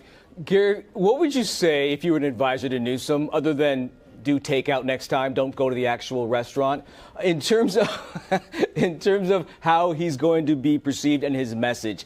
He's got to change a little bit, right, going into the next election? Well, I think the biggest challenge for him now, Tony, is going to be how to pivot from just, I mean, the absolute vociferous antipathy, right, towards anything Republican. I mean, that was the tagline, right? Stop the Republican recall. And right now, you know, when you're going to be a governor, you got to be the governor of all people. And there's going to be a challenge in pulling people back to the middle, shall we say, reaching out to independents, especially reaching out to Republicans. We have a big divide right now in our state, certainly after this recall, and pulling those folks together to try to get things moving forward in this state, especially related to COVID, getting people on the same page is not going to be easy. One last question. When I sat down with the governor a couple of years ago, seems like 10 years ago, but it was a couple of years ago, we talked about White House aspirations. Are those still on the table, you think? Well, they are, but they're a long ways off. I mean, you know, for one thing, got to see what's going to happen in these midterms next year. I mean, Democrats are staring in the face right now the possibility, the distinct possibility, historically speaking, in midterm elections, of losing the House and maybe even the Senate. And, you know, so I think right now all hands are going to be on deck just to try to preserve those wins for next year and then see what happens come 2024. Is Joe Biden going to run again? How about Vice President Harris? There's a lot of unknowns here in the next 2 to 3 years. All right, Gary, we'll check back with you in a bit. Thanks so much. Now to CBS News senior White House and political correspondent Ed O'Keefe, standing by for us live in Washington. So, Ed, give us your thoughts as CBS News is now calling this an unsuccessful recall attempt for Governor Newsom. That's right. The last several days or so, and clearly tonight it's very quickly become apparent that Californians are rejecting this. I mean, look, bottom line, California is an overwhelmingly Democratic state, and your Democratic governor was making a pitch that is quite effective these days with Democratic voters. If I'm not in charge anymore, a guy who supports, behaves like, is similar to the former president, someone that most Democrats don't like, could potentially take control of this state with minority support. That appeared to be just enough to compel enough of them to fill out their ballot and put it back in the mail or show up to vote today. So, you know, and the fact that he was able to effectively clear the field of another fellow Democrat, didn't have himself a Cruz Bustamante, as Gray Davis did 18 years ago, spoiling things for him and handing it to the Republican, is another sign of how serious the party took it overall, understanding that if they allowed for that, it could get messy. And it got messy on the Republican side. You had a handful of people who started this process doing far better, at least in terms of media coverage and initial polling, than they ended up doing tonight. Remember when everyone thought Caitlyn Jenner was a serious contender? When everyone thought Kevin Falconer was the GOP's answer to their problems across the state?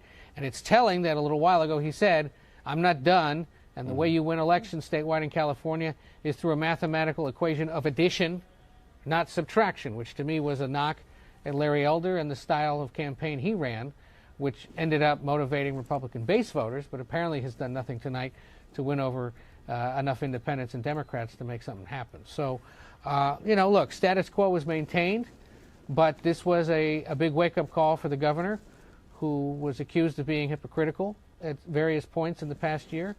And I'm very curious now to see, as the highest profile Democrat outside of the president and the vice president, how he comports himself and governs in the next year.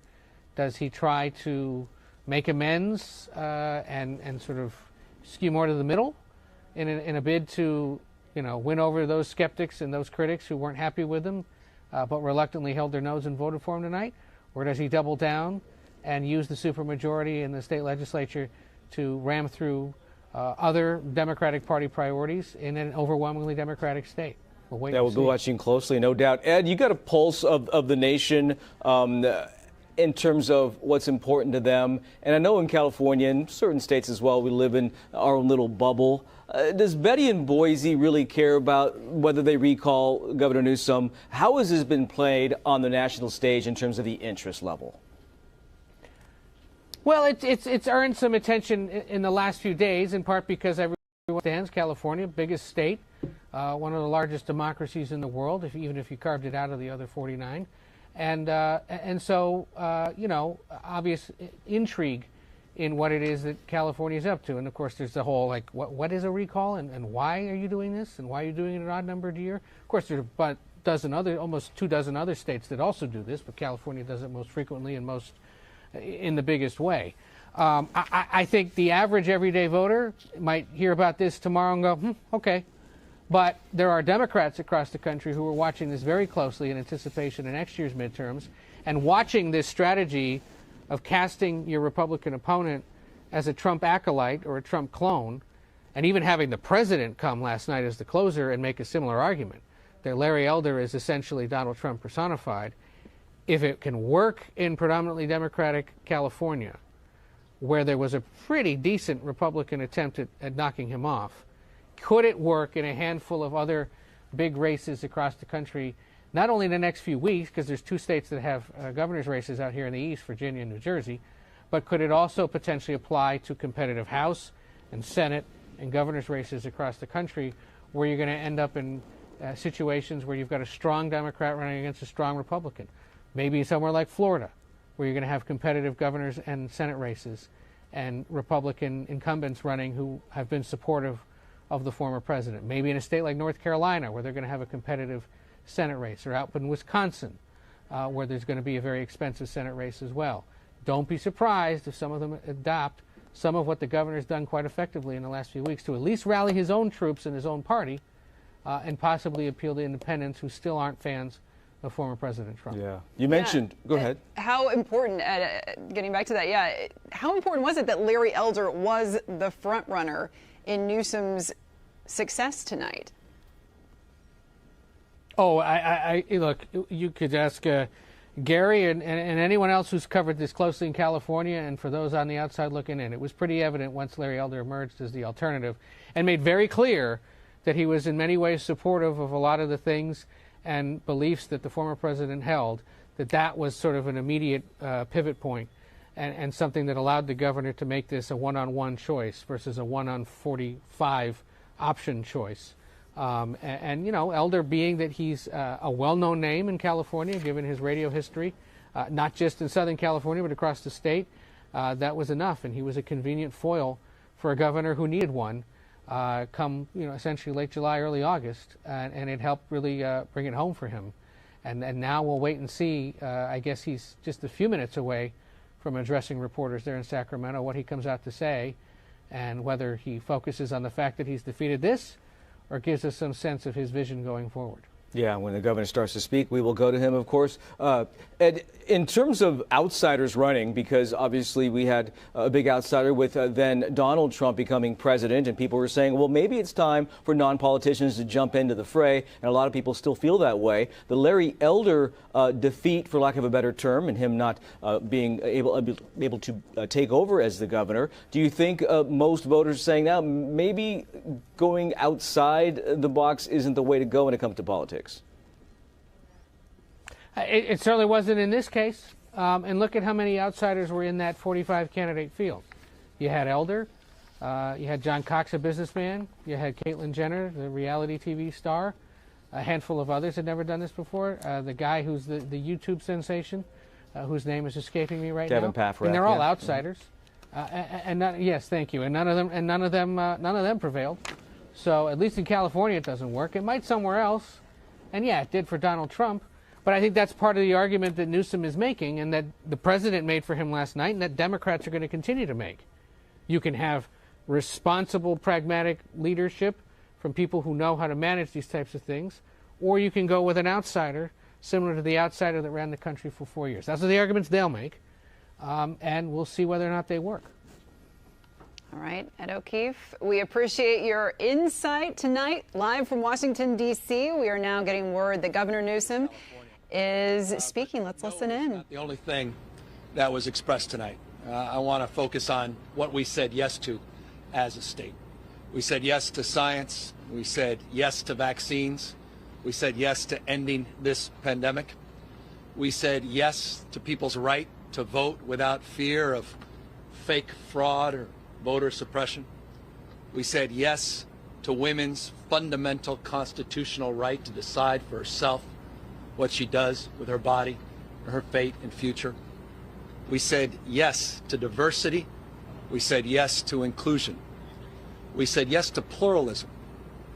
We said yes to all those things that we hold dear as Californians, and I would argue as Americans: economic justice, social justice, racial justice, environmental justice, our values where California has made so much progress. All of those things were on the ballot this evening.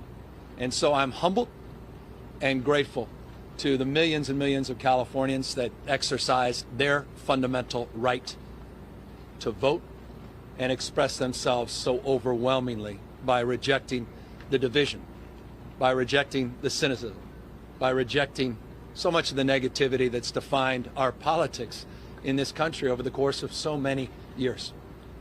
I just think of our kids watching all of this. Nightly news, day in and day out. And I just wonder, I've got 4 young kids. Oldest about to turn 12 this weekend. And what they're growing up to. In a world where we're so divided, these kids increasingly fearful, isolated, disconnected. And we're teaching them that. And it doesn't have to be that way.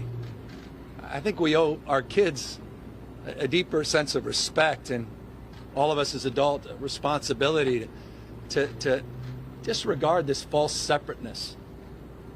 We're so much more in common as a state and a nation than we give ourselves credit for. I've been all over the state of California over the last many years, but notably the last 9 months. Conservative parts of the state, progressive parts of the state, folks that I know were going to vote no, and votes that I knew were going to vote yes on this recall, and turned out to do just that. But one thing that's universal, everybody wants to be respected. Everyone wants to feel some connection to one another. We all certainly in this pandemic want to feel safe, protected. Those are universal values. And I think about just in the last few days, and the former president put out saying this election was rigged. Democracy is not a football. You don't throw it around. It's more like a, I don't know, antique vase. You can drop it and smash it in a million different pieces. And that's what we're capable of doing if we don't stand up to meet the moment and push back. I said this many, many times on the campaign trail. You know, we may have defeated Trump, but Trumpism is not dead in this country. The big lie, January 6th insurrection, all the voting suppression efforts that are happening all across this country, what's happening, the assault on fundamental rights, constitutionally protected rights of women and girls. It's a remarkable moment in our nation's history. But I'm reminded of something, I don't know, a few decades ago someone told me when describing a difficult and challenging moment, said, the world is too small, our time is too short, and our wisdom is too limited to win fleeting victories at other people's expenses. And he went on to say, we must all triumph together. So in that spirit of recognizing and reconciling this moment and trying to understand what's going on, not just here in this state, but all across the United States of America, I just want to say this. Tonight, I'm humbled, grateful, but resolved in the spirit of my political hero, Robert Kennedy, to make more gentle the life of this world. Thank you all very much, and thank you to 40 million Americans, 40 million Californians, and thank you for rejecting this recall. Good night, everybody. A very reflective, passionate, and humbled Governor Gavin Newsom, getting slightly emotional toward the end and looking quite exhausted. You can't blame the guy for looking tired, because it's been a process to fight back the recall. Only the second California governor to face that. Gray Davis, of course, was recalled back in 2003. And a lot of this, Elizabeth, was about the timing and the issues. This was a pandemic-driven process, and the governor came out victorious. He did. We want to go now to CBS News Elections and Surveys Director Anthony Salvanto live in New York City. CBS News again calling this a failed recall within an hour of the polls closing. Anthony, tell us more. Yeah, you know, we said that we might get a lot of votes coming in from the counties in the first hour or two, but a whole lot came in, perhaps surprisingly, in that first hour. And here's what I saw at the decision desk. You see all these light blue counties lit up here. That's the color we're using for no. Well, no was prevailing. It was winning, and not just by a little bit, by a lot, in county after county. But the other part of this is coastal California, as folks probably know, also is heavily Democratic. So that kind of confirms the pattern. You expect, we know Democrats are going to vote no. So you see that trend in county after county all along here, which is what happened. And then that starts to give you confidence to make the call. And then, you know, a couple of the large counties, too. I mean, I'll take you down to, let's say, L.A., where, you know, at the moment there's almost 1 million votes lead for no.